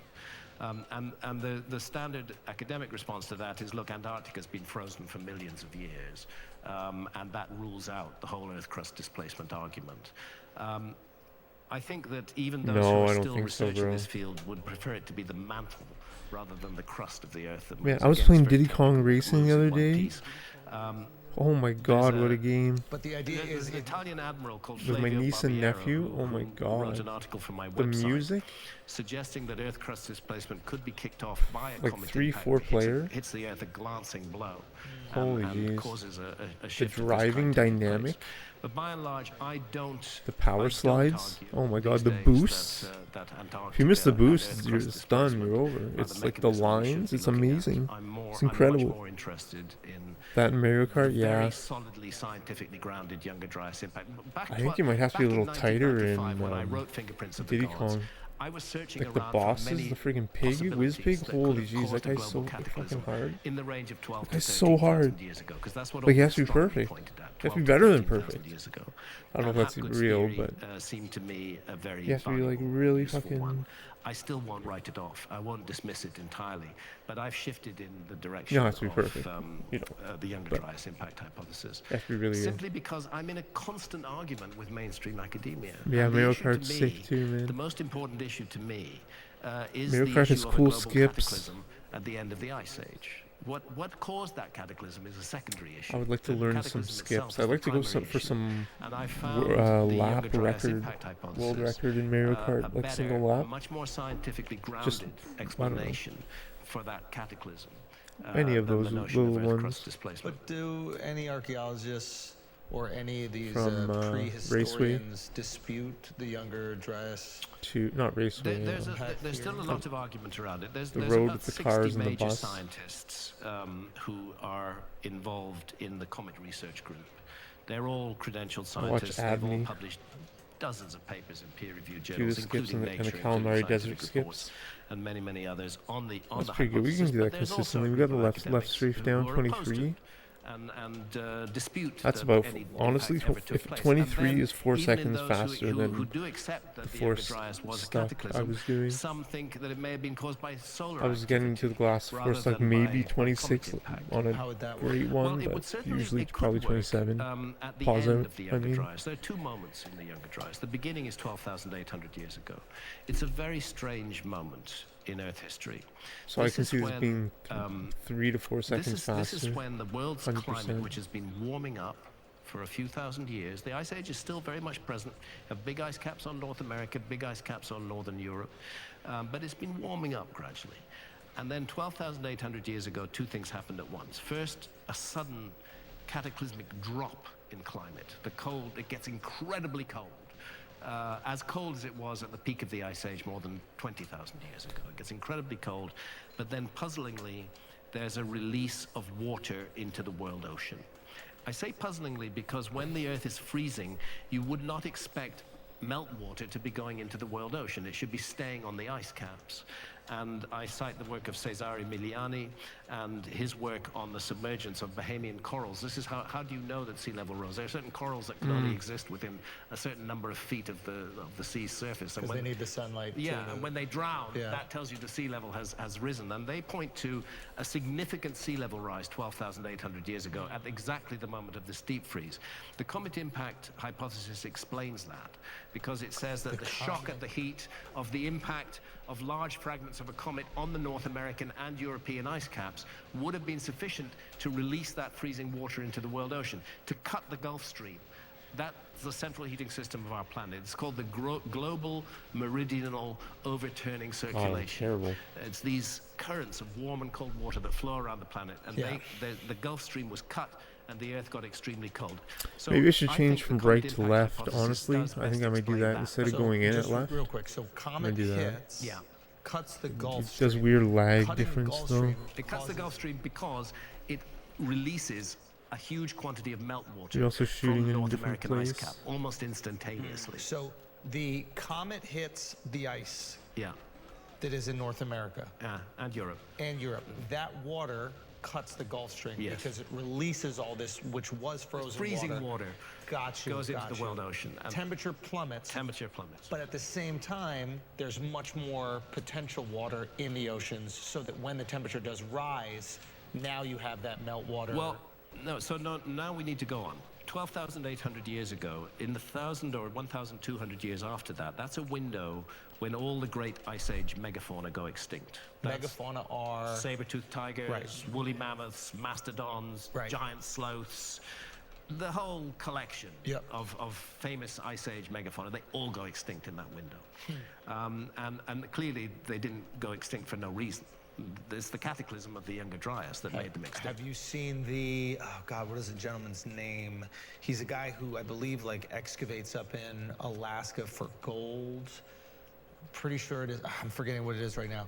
But they're like images of woolly mammoths who have had like their legs completely shattered, but they're intact. Yeah, and is this a boneyard that's been Yes, found? yeah.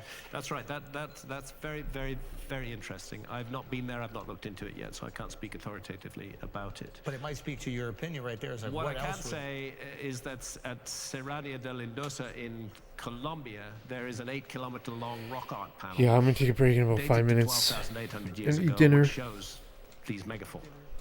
I'll leave the shows stream many of the on. extinct megafauna from that period. I'm not going to put the video as a full so we screen have because this I've been window having of about some 1,200 years issues where when I the did Earth that is very cold, earlier. the It megafauna would go extinct. try to read the video then card again, and then 11,600 the years ago, N64 would just cut as out. fast And and I was having dramatically as issues the I Earth don't went want to. cold, Yeah, the Earth fine, goes thanks, bro. warm. You're looking at a I don't want to 10-degree freaking rise do in that global again. It was temperatures weird in because like a when couple you hundred years. It goes very, you in can geological see terms, the very oh, hard, it's rapid tiny and very though. fast. And sea level rises very quickly. And what is the cost? 11,600 years ago, it's loud called enough? Meltwater Pulse 1b. There's another collapse of the ice sheets and huge amounts of water go into the world ocean. Now that could realistically be caused by a sudden burst of solar I can turn it up. activity, I can turn it up which full. melted down those ice sheets. But that's not what I go with. I can do I that. still prefer the notion that we're dealing with multiple bombardments from comet I fragments. thought it's pretty loud But in though. this case, you're looking at a comet fragment that goes into a world ocean, that sends up a huge amount of water vapor into the upper atmosphere, creates a greenhouse effect, and accounts for the warming that takes place at that time. So 2 comets. One that cooled things down and one that heated things up. Yeah. Any idea why one would cool down and one would heat up? Depends where the impact Oh, is. If the man. impact's on an ice cap and it's releasing enormous amounts of meltwater into the world ocean, you've got to make the world very cold. Okay. If the impact's in a world ocean and it's putting a huge amount of water vapor into the upper atmosphere, it's a Got it. greenhouse effect. Got And it. the world is going to get warmer. It's all theory. It's not fact. What is fact is the sudden Man, I was warming at playing the end of the Caverns Younger Dryas and the SA sudden earlier, freezing at the beginning of the off Younger Dryas. stream to searching for fill my explanations for time that. We're page. searching for Oh explanations. God, I've that is a terrible picked the one level. I back, but I'm not claiming that I have to be right. It was It's, just the- so. what I It was do just think is so. really It was like important is Dumb and recognizing Dumber, this man. was a global It cataclysm. was like It was fucking. sustained. It wasn't just a minute. like I was it went on the for 1,000 woman. years plus.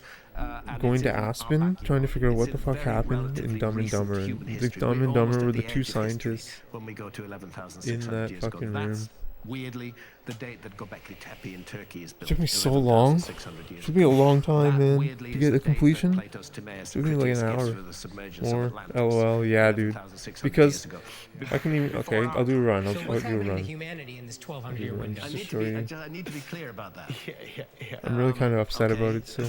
Because so Trev runs, right? You know how Trev runs in caverns? He runs really fast. I gotta change the full to widescreen.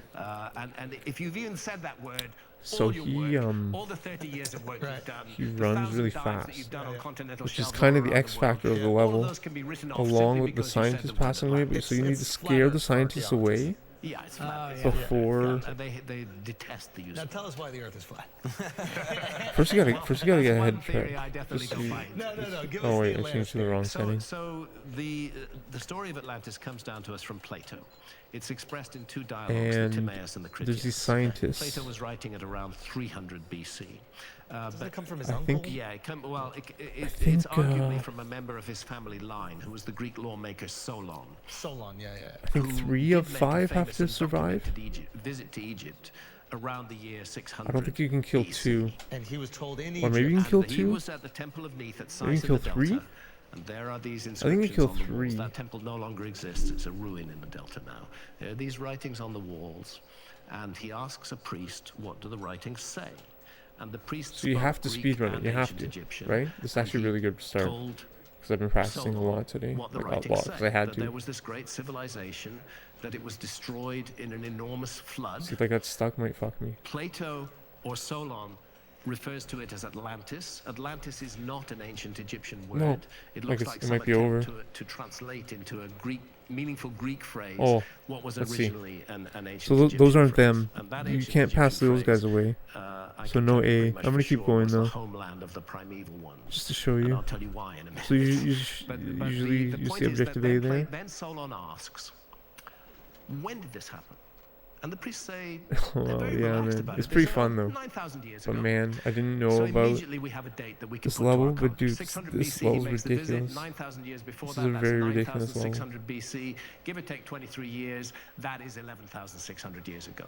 That's when Göbekli Tepe is built. Again, That's I've been when practicing a lot. meltwater plus 1B begins to flood the world oceans. And again, my critics will niggle my away strat. at the edges of this and say, The well, no meltwater mind pulse strat. 1B unfolded Maybe over this is why, 'cause I 300-400 was years. If suffering. you average it out, it wasn't that much So in usually any you're one supposed year. to But throw who says mine. it happened at average rates? Oh, Who shit. says there wasn't a big Oh, rise that and then a was smaller lucky. rise? You know? These That things was are really very annoying. fortunate.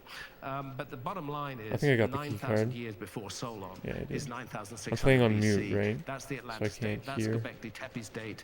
It's actually a And pretty then good run. secondly, the Temple of Horus There's no A at though, Edfu so in this will Upper not Egypt. complete, It's but very we might important. see. There's been Okay, an- so I there's these worked two with a scientists in this partial room, translation. right? Who is?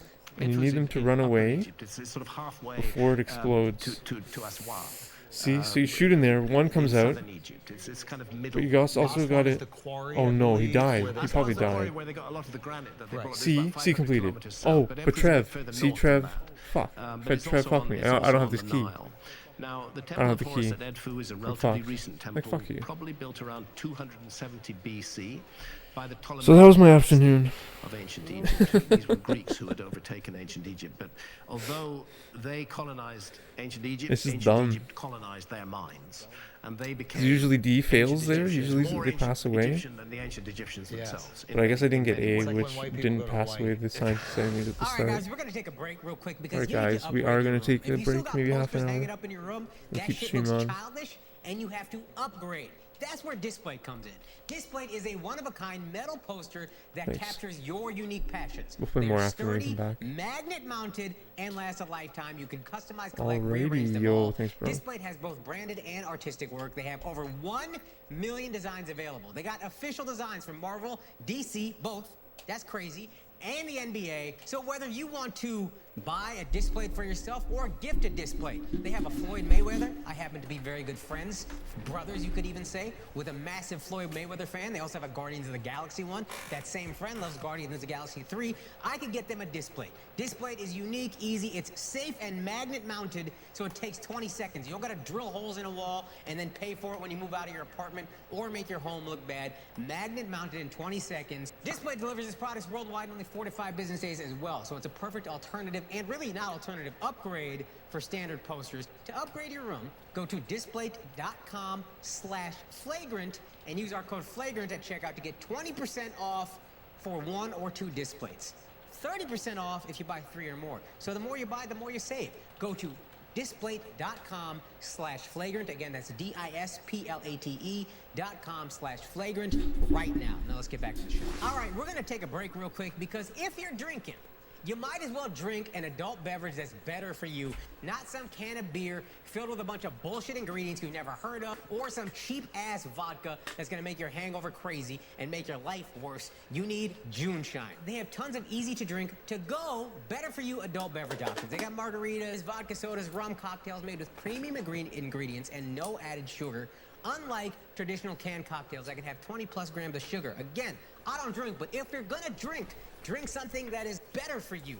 Got less sugar, got less carbs, not bullshit ingredients, and best of all, it doesn't give you that crazy, I just had a lot of sugar hangover. You give you a nice, light, bright buzz. Juneshine can be found in over 10,000 stores across the country. It's available at all the big retailers you're already visiting for groceries and alcohol. Whole Foods, Target, Ralph's, Vaughn's, Bevmo, Kroger, all of them. We've worked out a special offer for our listeners as well, as we always do. At any store, you can buy 1 Juneshine package and get the second one for only a penny.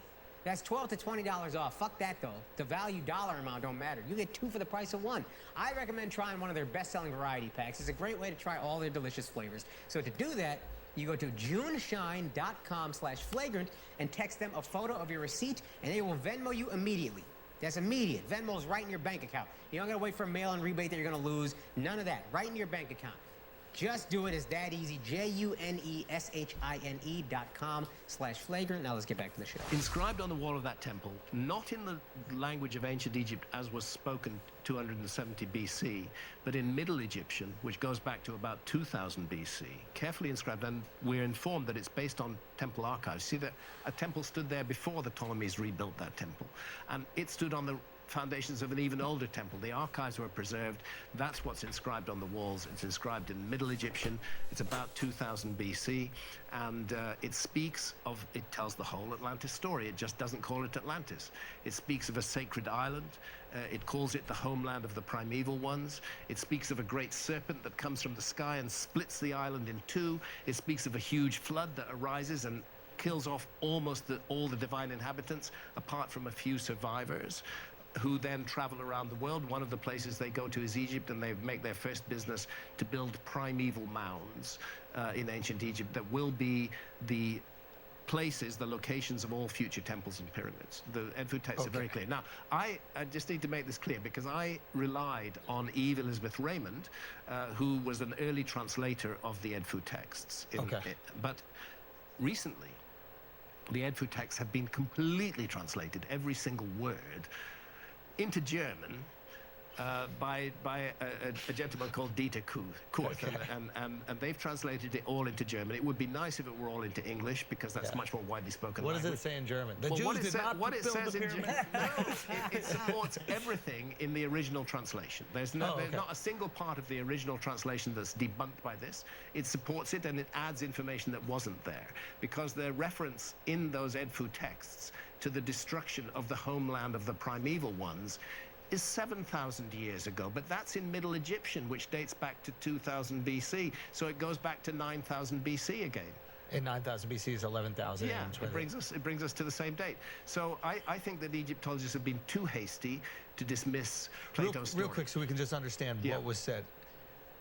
The snake that comes down, like you said in the Netflix special, we can look at comets as potentially snakes. Cosmic serpents. So this comet that comes and hits the island of Atlantis, that's like a direct shot. Yes. Right? Yeah. But so maybe it doesn't hit exactly the island, but it's hitting close enough where the effects of that hit are going to dramatically affect the island.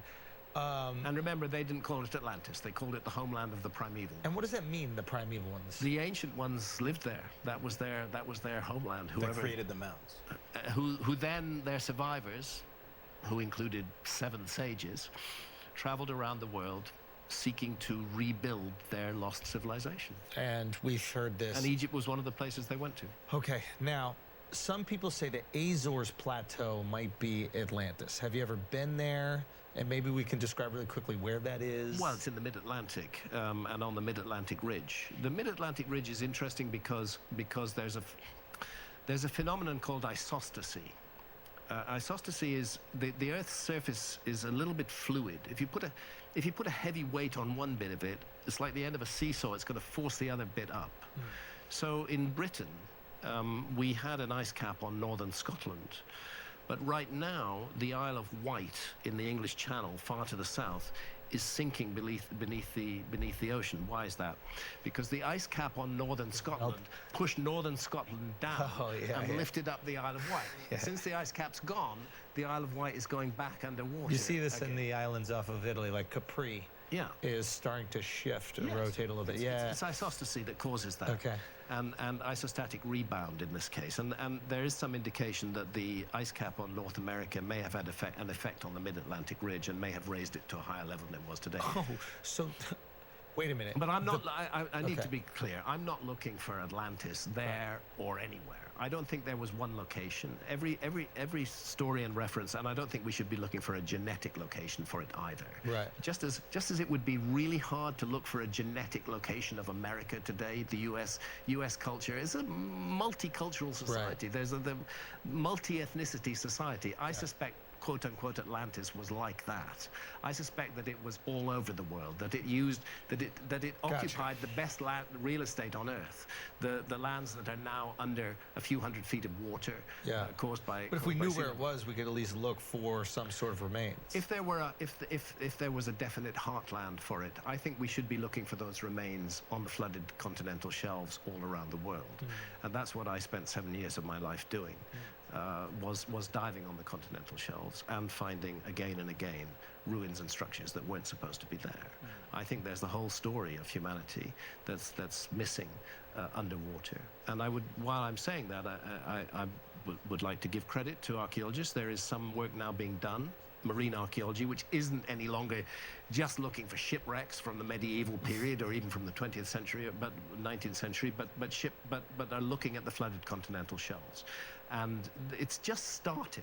This work should have been happening for decades. It's just beginning. I think that's going to reveal a great deal. And I know it's going to reveal a great deal because I found a great deal. But I want to add that the Amazon rainforest and the Sahara Desert are also underserved by archaeology. Yes. And we can't claim that there was no lost civilization of the Ice Age while there's so much of the world we never looked at all. Especially the Sahara Desert, right? Because there could be Fascinating. thousands of pyramids just covered in mounds of sand right now. They really could. We are finding a lot in the Amazon. Yes. Yeah, the LiDAR in the Amazon is The LiDAR work in the Amazon is fascinating. Okay, I hope to be back in the Amazon within the next few months. Okay, I want to, while we're talking about Amazon, ayahuasca. Yes. Psychedelics. Yeah, I'm into this. Let's do psychedelics. Yes. And how they tie into these myths in ancient civilization and potentially using the knowledge or experience gained from these psychedelic drugs to maybe build these huge megalithic structures. Yeah.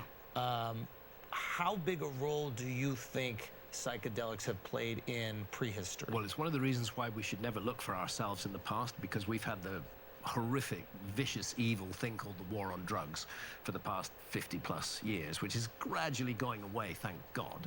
You know, but we're a culture that's hated psychedelics since the time of Richard Nixon, and we kind of just assumed that every culture in antiquity also hated psychedelics. No, they didn't. They were deeply involved with psychedelics, whether you're talking about the Eleusinian mysteries in ancient Greece. What's that? It was a temple, the Temple of Eleusis. It stands just outside of Athens in Greece, what's left of it.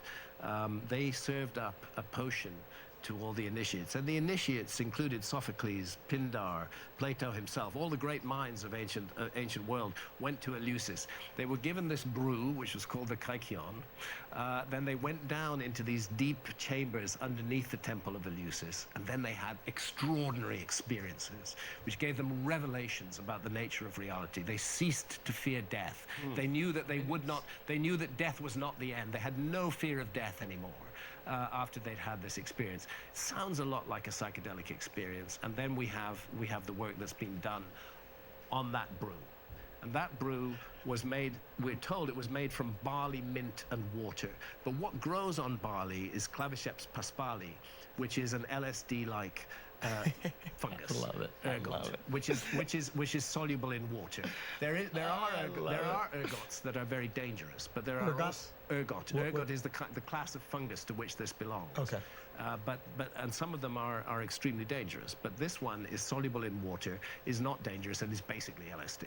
They were drinking LSD in the Temple of Eleusis, and they were having revelations about the meaning of life, and they were creating great philosophy and brilliant ideas at the time. It's of course massively connected to this surge of intellectual activity in ancient Greece. But ayahuasca. Or even before we get to ayahuasca, what were we discussing earlier? Is the pineal gland that you see represented in like as the pine cone? I saw it when I was in the Vatican. There's like this pine cone. There's one at the Vatican. They're pictured in many of the Mesopotamian reliefs that show the seven sages. They're holding a pine cone to somebody's head, you know. Yeah.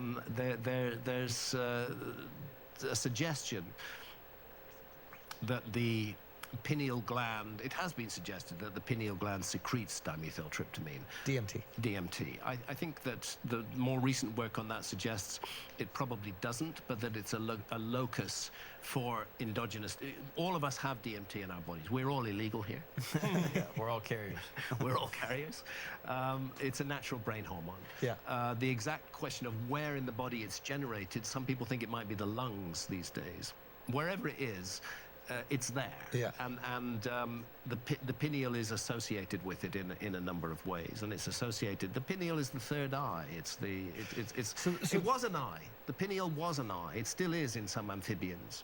That's why it's called the third eye. It has a lens, a cornea, and a retina. We've just evolved out of it. Yeah, it's gone deeper into the brain. It's no longer light sensitive, but it's still arguably the third eye.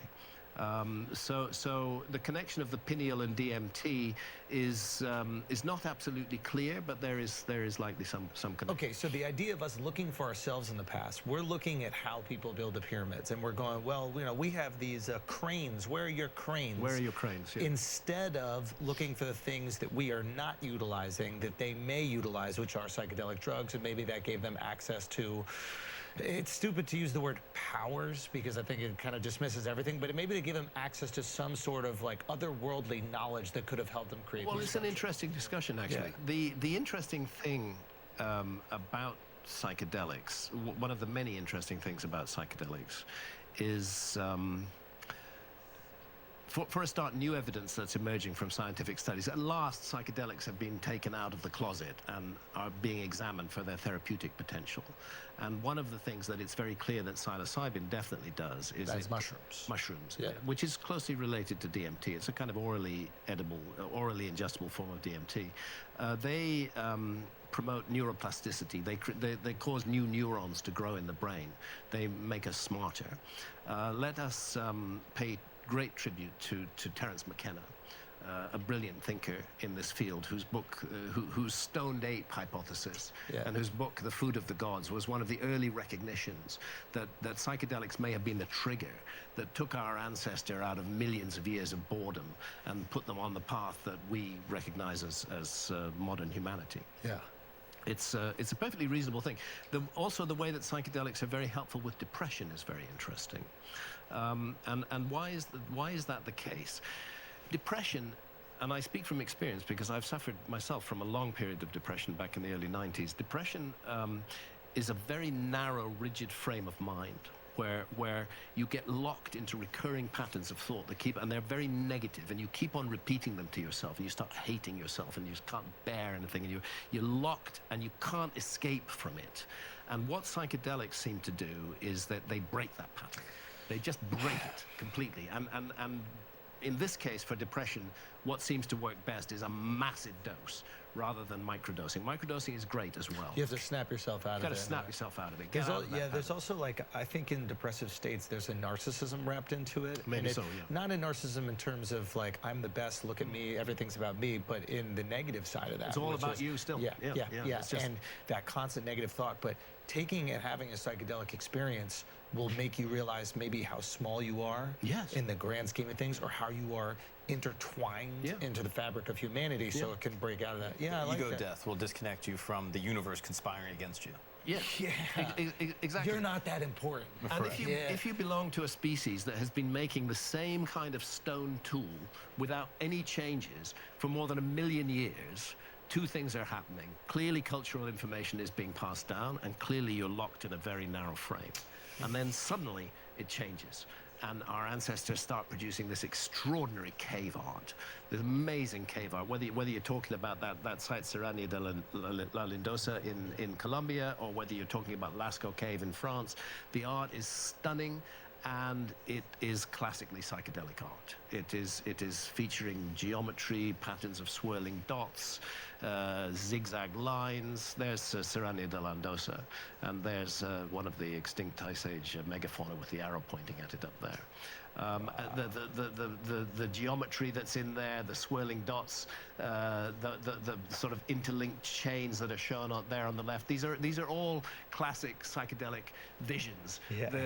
Very often, as people enter a deeply altered state of consciousness, it starts with geometry and patterns, and then it manifests more into entities, and those entities are often therianthropic in form. Greek therion, wild beast, anthropos, man. They're part human, part animal in form.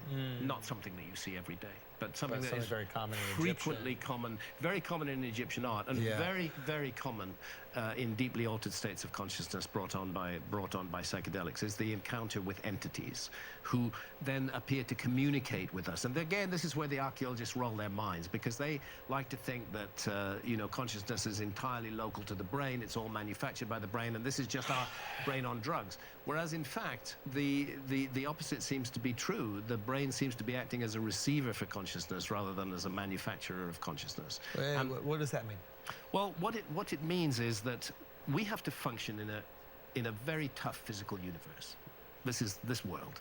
We got to know the laws of physics, even if we don't know them, as written down in scientific textbooks. We got to know that if we bump into that wall, it's going to hurt. We got to understand all of that, and naturally, our main focus is on our physical survival in this physical realm. But what's useful for that is what is rightly called the alert, problem-solving state of consciousness. But there are many other states of consciousness that are available to us, and psychedelics unleash a completely different state of consciousness from the alert, problem-solving state of consciousness. And in that state of consciousness, we have these extraordinary experiences, and amongst those experiences, the most important are the encounters with entities that communicate with us. Now, we have a problem in trying to decide what is going on here. A very important project just underway at Imperial College in London, and another project that's going to be launched in Colorado, I think in Denver itself, within this year, where human volunteers, I hope to be one of them in Colorado. They turned me down in London because I've suffered from epilepsy since 2017. And there's no indication whatsoever that DMT would cause epilepsy, and I've smoked loads of DMT, and I know it doesn't cause epilepsy. Right. But understandably, having gone through all the legal hoops to get permission, they don't want me dying in their lab. So they've not accepted me as a volunteer, but I'm hoping I might get accepted as a volunteer here in America. What it is extended release DMT, DMTX.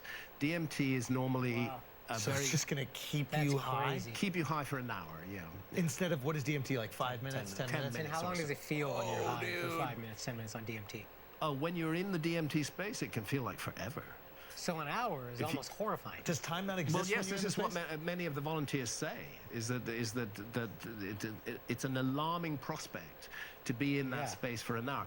They're being delivered it by drip constantly directly into their bloodstream. They can signal at any time, I've had enough, if they're really feeling overwhelmed. But by and large, most of the volunteers went through with it. I moderated a panel with four of the volunteers. Anything interesting that they and say a about gentleman it? called Andrew Gallimore, who's invented the technology that's going to be used in Colorado. Yes, the very interesting thing is that all appeared to be meeting essentially the same entities. These are the gnome-looking Machine things? elves. They might be machine elves, they might be gnomes, they might be therianthropes, but they're playful, they're tricksy, they're tricksters, and they convey knowledge. And they're also moral teachers. This is the funny thing. They make us confront our baggage. How so? Well, I can say in my case, I recently had an experience with the other kind of DMT, very recently, which is 5-MeO DMT. The DMT we're talking about is NN-DMT. Okay. And that is the one that most frequently produces entity encounters and the sense of telepathic communication with entities. And science is not in a position to write that off. You know, quantum physics is looking at the possibility of multiple dimensions, very open to that possibility. Maybe what's happening is that our consciousness is getting retuned by DMT to gain access to dimensions of reality that are normally close to us. We think reality is just this, but actually it's all this. And in a deeply altered state of consciousness, the need for the alert problem-solving mindset is damped down, and we can open up to other areas of reality. Who knows what's going on there? The issue is, are people learning something new in this state? This would touch on the question of whether psychedelics were helpful in energizing an ancient civilization and getting it going. I would cite the very well-known case of Kerry Mullis, the polymerase chain reaction, PCR test, which has been fundamental for all DNA work subsequently. He admitted openly that he would never have made that discovery if he hadn't taken LSD. Wow. LSD gave him that discovery. You said you recently had an experience with the other type with of DMT. 5-MeO. Yeah. What was that? It was beautiful. Okay, so 5-MeO DMT is a bit controversial because in the basic form it comes from the secretions of a particular kind of toad. And those secretions can be scraped off and smoked directly. In that case, the smoke is quite cloudy, and you're ingesting not only the 5-MeO DMT, but other elements that are in the secretions of the toad. It's possible to have synthetic 5-MeO DMT, which is pure, which doesn't have the other elements in the secretions of the toad, and which doesn't involve killing toads. And that's the kind of 5-MeO DMT that I had, was in a pure synthetic form. I was alarmed before I did it because I've had alarming experiences on the other DMT, NN-DMT. Our facilitator helped me out and helped others in the group out by giving us MDMA first. We had. Wow. You were getting it in, Graham. We're totally getting it in.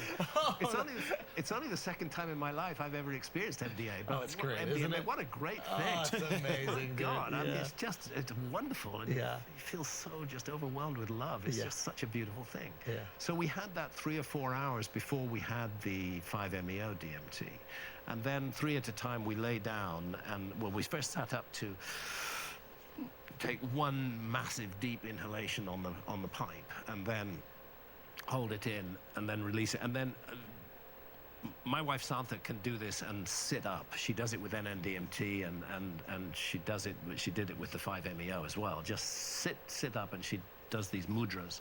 She's very, very present. I have to lie down. I can't be seated. I can't be standing up. I got to lie down flat, and I actually pulled on an eye mask as I was lying down. And then just the only visionary element of the 5-MeO was like a feather with an eye at the end of it. But most of it was about how I need to honor and respect and love my wife, and how I... That was the mudra she was doing, is to get you to see that.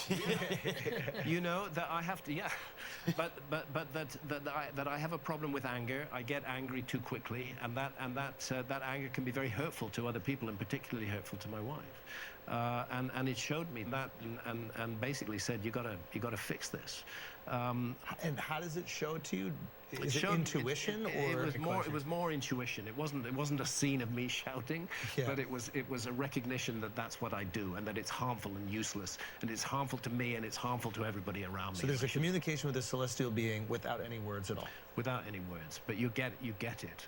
The other thing the other intention that I said, I had 3 goes on the pipe on that day, with about an hour and a half between each one, and on the 3rd go, my intention was more selfish. My intention was that I should, could it help me to get rid of my migraine headaches, because I suffer very badly from migraines. In fact, it's a kind of curse. And I wanted to focus on that. Maybe there's some way that it could affect me. And I did feel, perhaps it was my imagination, but I did feel fingers massaging the back of my head where migraines often start, and then massaging my temple. And then abruptly it stopped, and it returned to the issue of my relationships. and I thought that it stopped like that because the 5-MeO-DMT had fixed my migraines, but the very next day I had another massive migraine, and I think what happened was that 5-MeO-DMT was saying, actually, we can't fix this, let's move on to something more important. It was an extraordinary experience. I wouldn't recommend anybody to do it completely alone, or any kind of DMT. I think it's important to have a responsible facilitator who's used to handling people in this state. Everybody responds in different ways. Some people can really freak out. But it's not necessarily a bad thing to freak out. It's not necessarily a bad thing to feel fear. But you want somebody around who's a sitter, who understands the medicine, and who can help you through that. You said earlier that it removes you from the problem-solving consciousness state. Which we're normally in. We're normally thinking of the next problem we have to deal with. How do we fit? And then I think oftentimes in that state, we're not dealing with the problems that we have internally. We're not dealing with the trauma, the relationship, those things. So it's often we're blaming them on other people. Exactly. Yeah. So what's kind of interesting to me is even the way that you describe it, it's put a pause on those problems that we feel like we have to solve in every second to do kind of like self-work. Inner work, yeah. I wonder what is on the other end of self-work. Like, I wonder when you get through a lot of those things that you need to work on, where else they can take you. Because I don't think they go, you're good, see you later. Maybe you start to seek some of that. Maybe you need to deal with all of your stuff before you're ready for that higher consciousness. Or maybe both things can happen all the time, because virtually every powerful psychedelic journey I have, and ayahuasca is certainly that, and my last ayahuasca journey was in 2019. DMT, NN-DMT more recently, and then 5-MeO-DMT, they all sooner or later deal with my baggage. I carry a lot of baggage. Those of us who carry less baggage tend to have a gentler trip, but in my case, it's right in my face, and you've got to deal with it. And you keep going after it. I keep going after it because it's very useful teaching, and I keep slipping back into bad habits. So it's a reminder. Yeah, and it's really important to recognize that these substances are not a magic pill.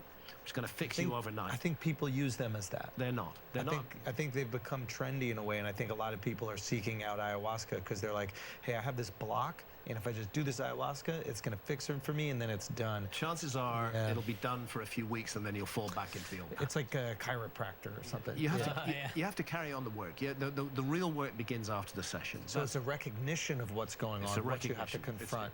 And then you have to do that work afterwards. And then you have to do that work. But as to novelty, I mentioned Kerry Mullis and the polymerase chain reaction. The other interesting one is Steve Jobs and Steve Wozniak. Did I mention them? No, but they've been they also were very forthright, particularly Wozniak, that the Apple computer would not have been invented without LSD. Wow. And Francis Crick, who's the discoverer of the double helix form of DNA, along with other colleagues, he was a regular user of LSD in the 1960s before it was illegal, and the 50s. And he also suggested that he first got it. He got the double helix form under the influence of LSD. So these are scientific examples of people who are making a quantum leap forward in knowledge as a result of their psychedelic experiences, not as a result of their alert problem-solving state of consciousness that we value so highly, but as a result of a completely other state of consciousness. In my case, the novelty I got was I was given a novel during 5 ayahuasca sessions in Brazil.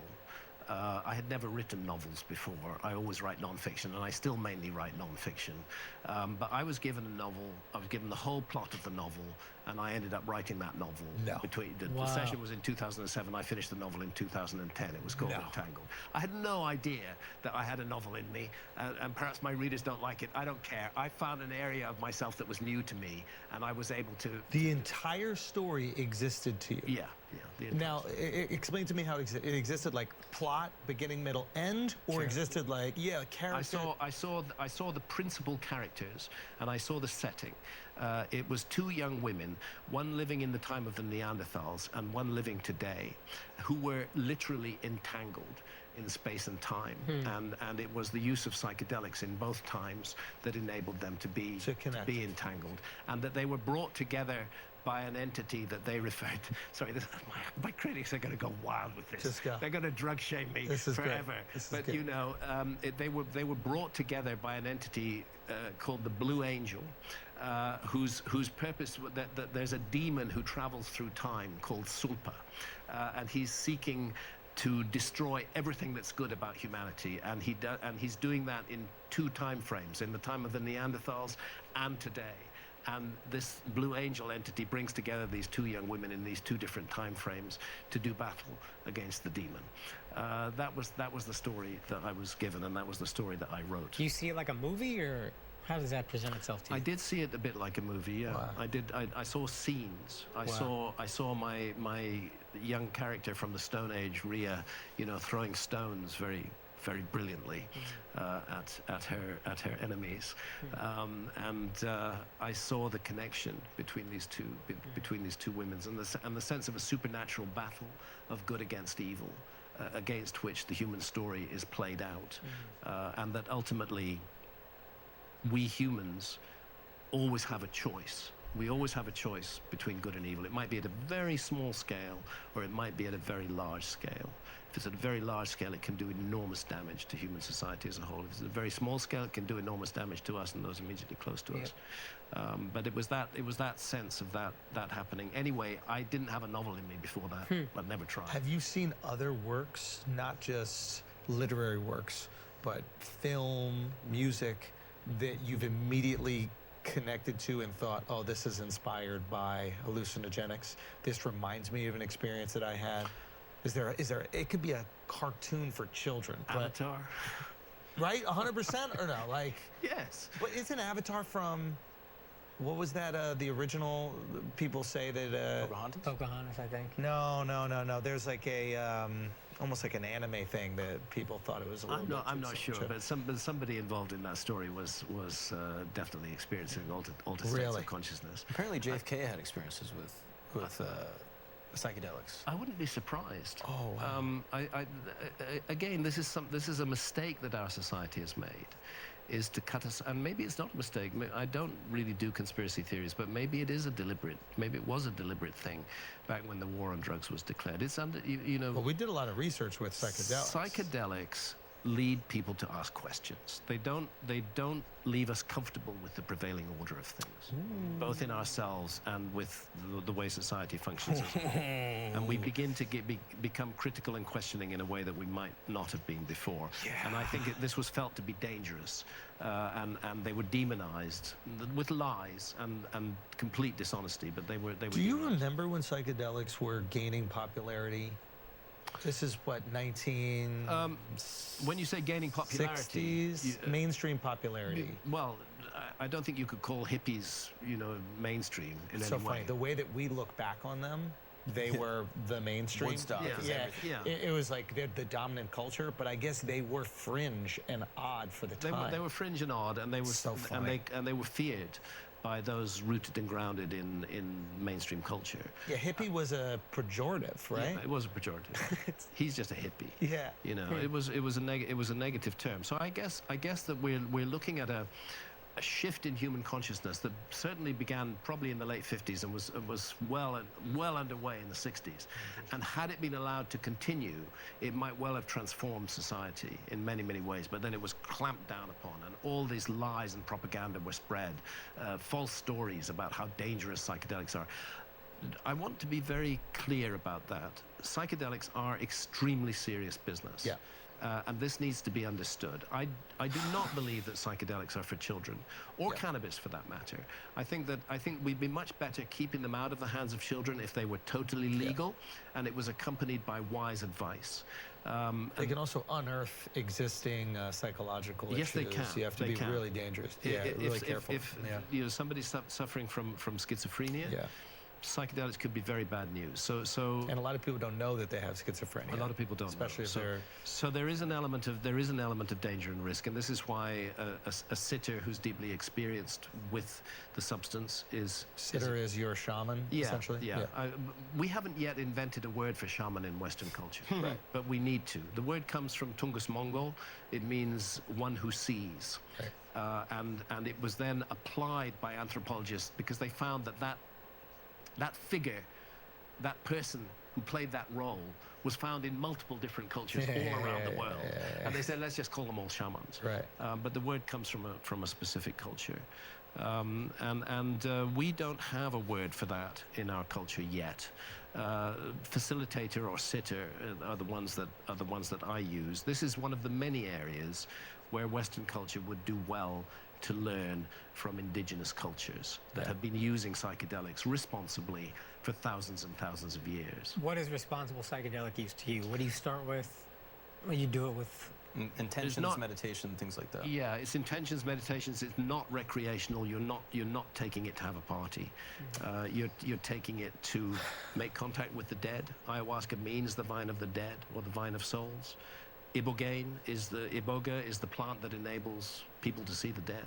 That's what these things mean. There's so much of a connection to the afterlife with them, and that's a serious inquiry. You know, if you've lost a relative recently, and you've not had closure, it can be very beneficial to have an afterlife contact with that person. And many people report this experience, and I've had the experience myself with Iboga. Really? Yeah, I met my dad. He passed away shortly before that. Now again, the scientists could say, you were just fantasizing that, it was just your imagination, but I met him. Fuck the scientists. And so what happened? He came to me in the vision. It was shadowy, but he basically made me feel okay about the key issue, which was I was not with him at his deathbed. And I was haunted by that. And after that, I didn't feel haunted by it anymore. And increasingly with my experiences with psychedelics over many decades now, I have no fear of death. I don't fear death. I do fear pain. I do fear humiliation. Old age, I'm 72, 73 next birthday. You know, I have to be realistic about this. I only have so long in this incarnation. As we get older, our bodies get infirm, get weaker, we become more and more I don't like being dependent on others in any way. And I detest pain. And I would like to, who doesn't? And I'd like to avoid it as much as possible. But death, I don't fear, and I'm not even anxious about it. When it comes, I regard it as the next great adventure, and I hope that's what it's going to turn out to be. But who knows? Nobody can say the definitive word on death. Yes, our bodies die, but does our consciousness die? We don't know that. Any scientist who says you're just a meat robot, there's nothing else to you but your physical body, they're stating an opinion, not a fact. So for me, it's the beginning of a next great adventure, and I think psychedelics they've helped me with this, and I know from the recent science that's being done that they are helping people who are terminal, who are anxious about death. Again, psilocybin is the one that's most generally trialed in this respect.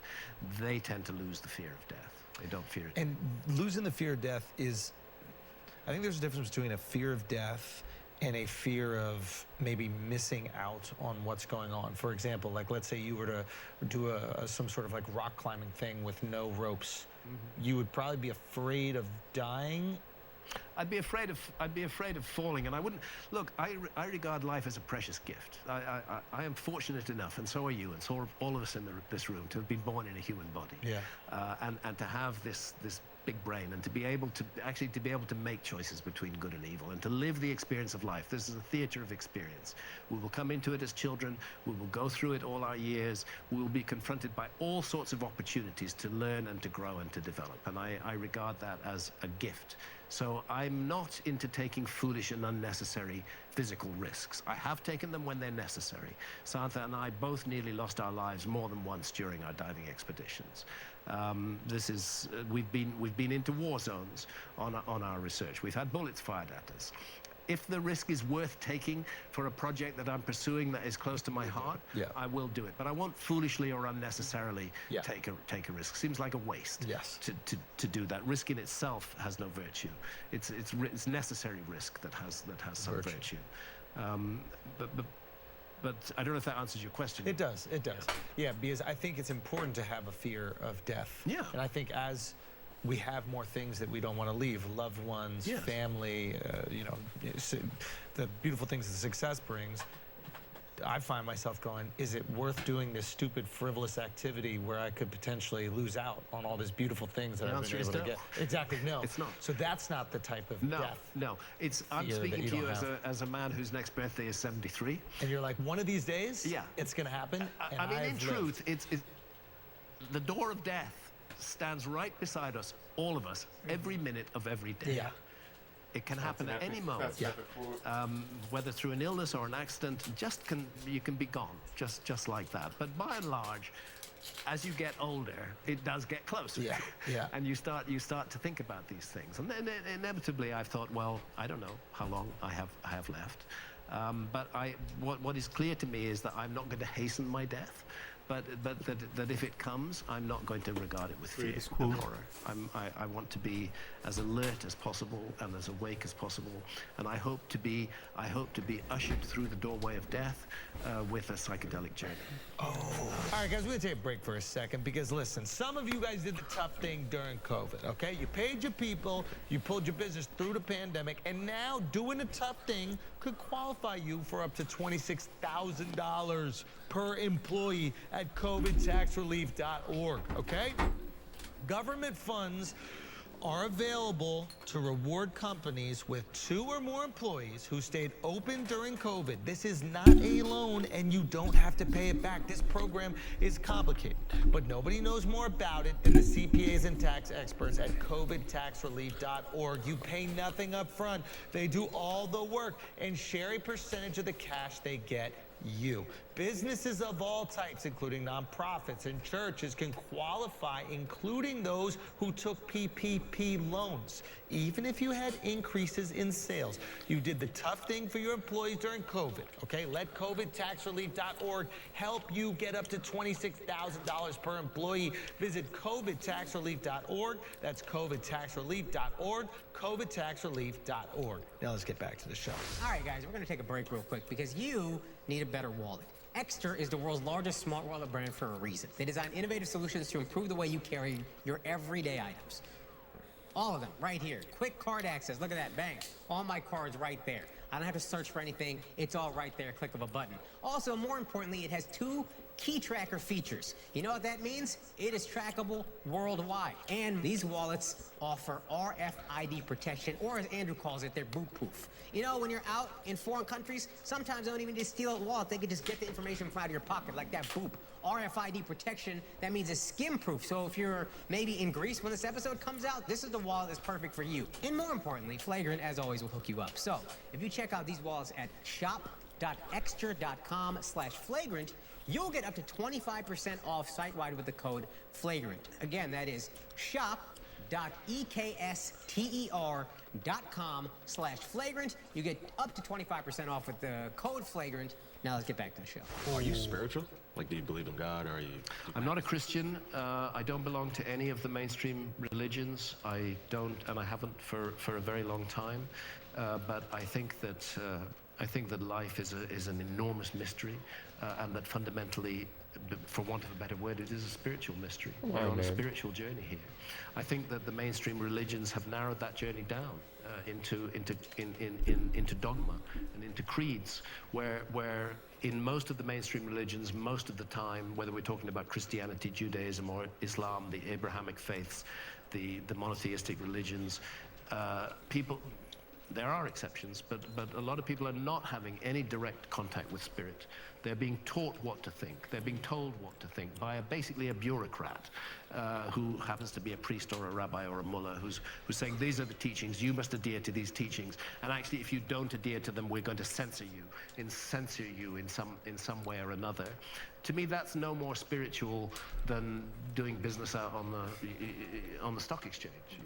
It's just it's an expert telling me what to think, whereas a spiritual experience is direct contact with the quote-unquote divine, which is not necessarily some old bad-tempered guy sitting up on a cloud. Far from it, as a matter of fact. That is not, man? In my view, that is a misrepresentation of what spirituality is. And we could get into all kinds of controversial areas here. I don't know. Have you been in direct contact with a higher power through your experiences? Yes, on psychedelics, I've particularly on ayahuasca, I have felt the presence of the entity that I call Mother Ayahuasca. And Felt the mother. I felt the mother, and I felt her teachings, and I felt grateful. What was that like? In the most compelling case, she took the form of an enormous serpent who wrapped herself around my body. Serpents always coming back to They're serpents. always coming back. And Mother Ayahuasca often takes the form of a serpent, sometimes takes the form of a jaguar, sometimes takes, not the motor car, the puma, and sometimes takes the form of a human being.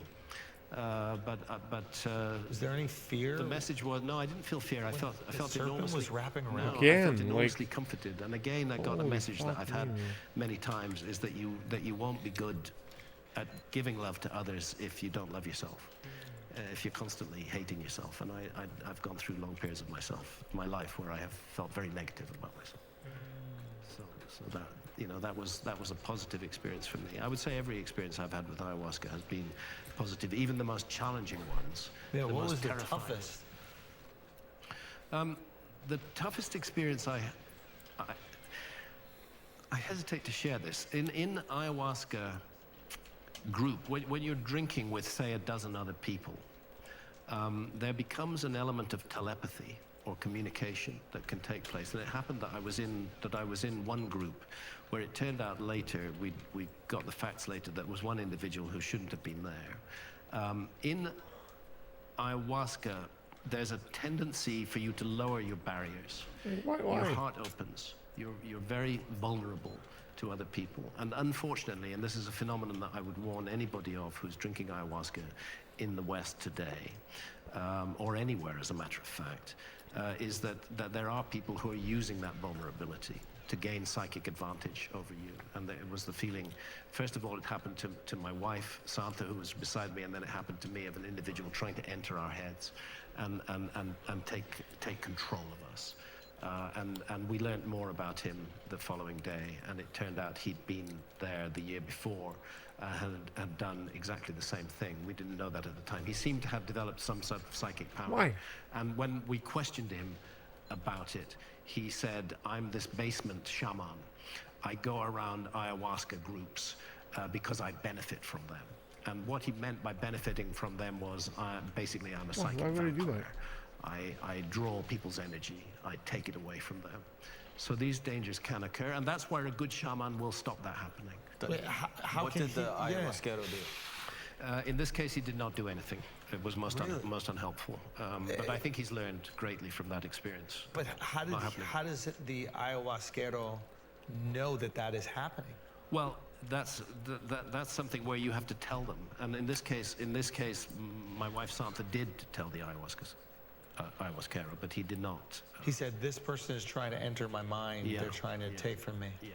And there's a natural tendency to assume you're making that up as well. And you're lucid in that moment. You're lucid enough to describe what's happening. Yes. You can often be lucid during an ayahuasca journey. You're speaking English to that person. Yeah, you can be.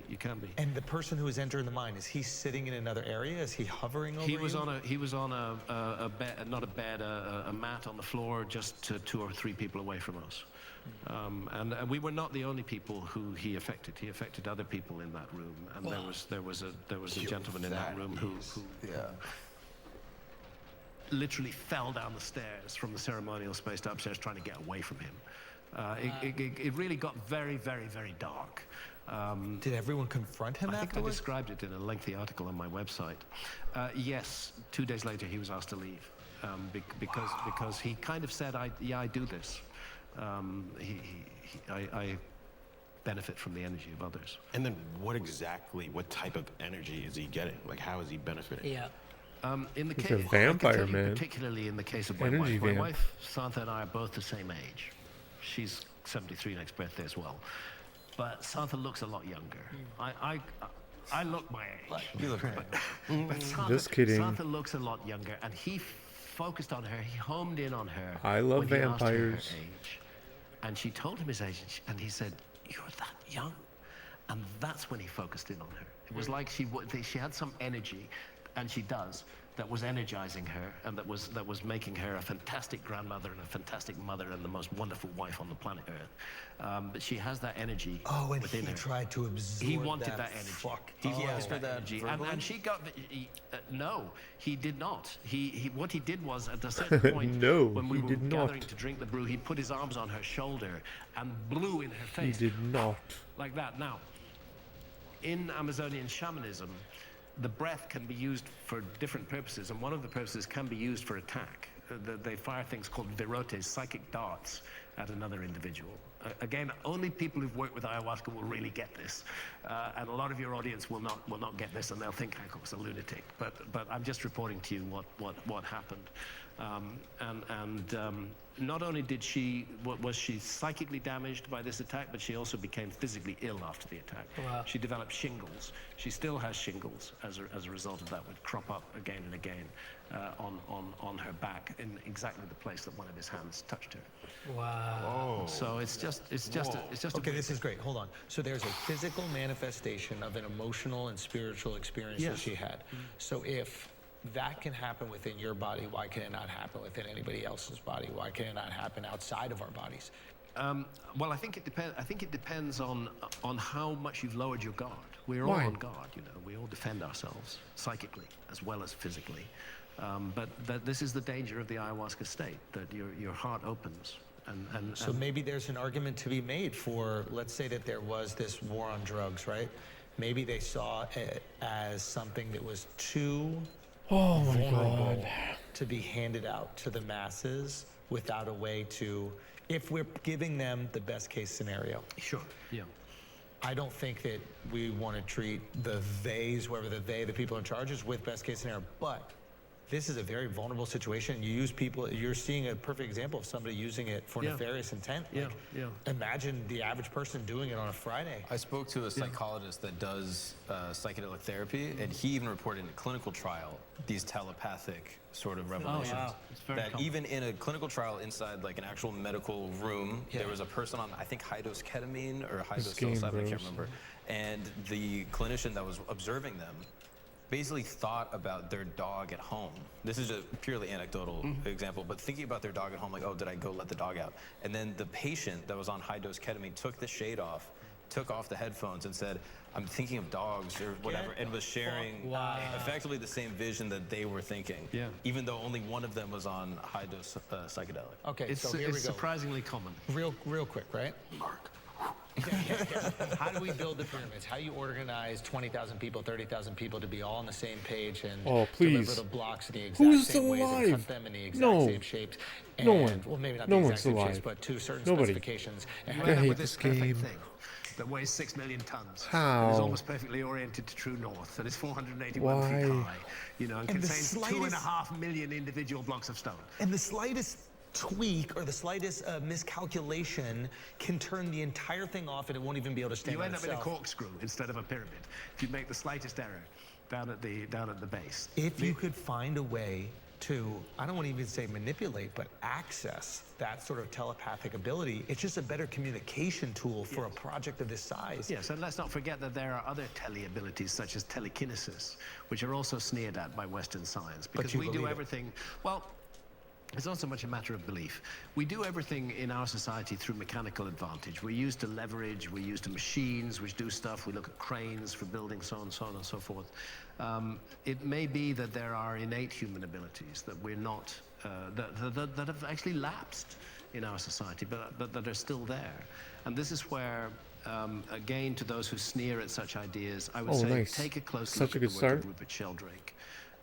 Rupert Sheldrake is a scientist, and he's done a great deal of work on telepathy. I think I gotta be a little closer. For example, before I shoot, this may sound trivial, to get him but to react. I think I gotta shoot near the door. Now, honestly, he did randomized trials where the owners would come home at very different times, and other issues like the scent and so on were excluded. They always knew when their owner was coming home. Not always, but at a statistically significant level.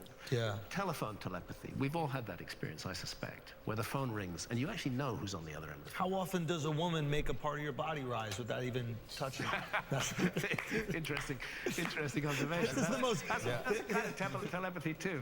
You're talking about Homo erectus. Oh yeah, Homo erectus. Yeah. My favorite type of human. What I would say is that in all my books, in the thousands of pages that I've written, I have probably written no more than 2 or 3 pages on these extraordinary possibilities and extraordinary abilities. But when archaeologists attack me, they say Hancock believes in levitation by the mind. You're in a really peculiar situation because it seems like you're unbelievably passionate about this specific, I guess, part of your life, right?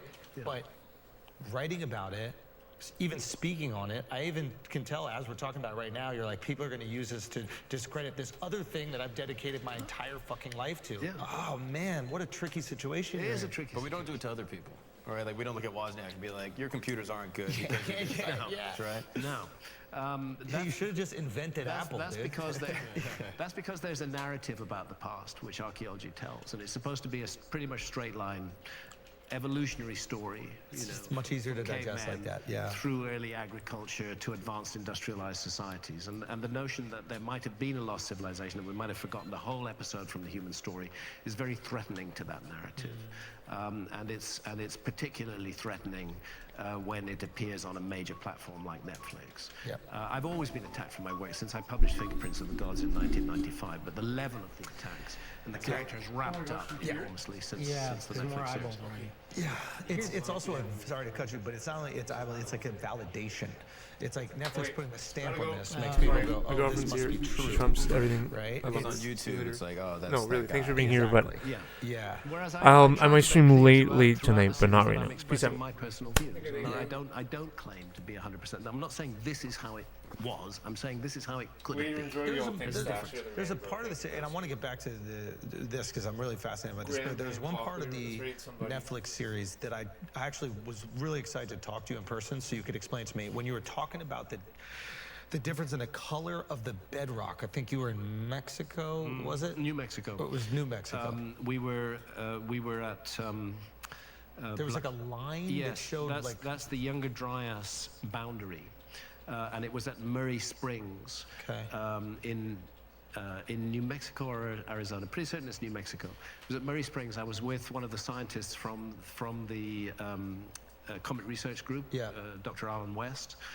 And he was showing me the Younger Dryas boundary. Well, it's about the width of a human hand, and you see it running all the way through this draw. Now, we see it at all because there was a flash flood which cut the draw down, and the sides are exposed. It was always there, but you wouldn't know it was there unless the land had been cut and opened up as it was. And this Younger Dryas boundary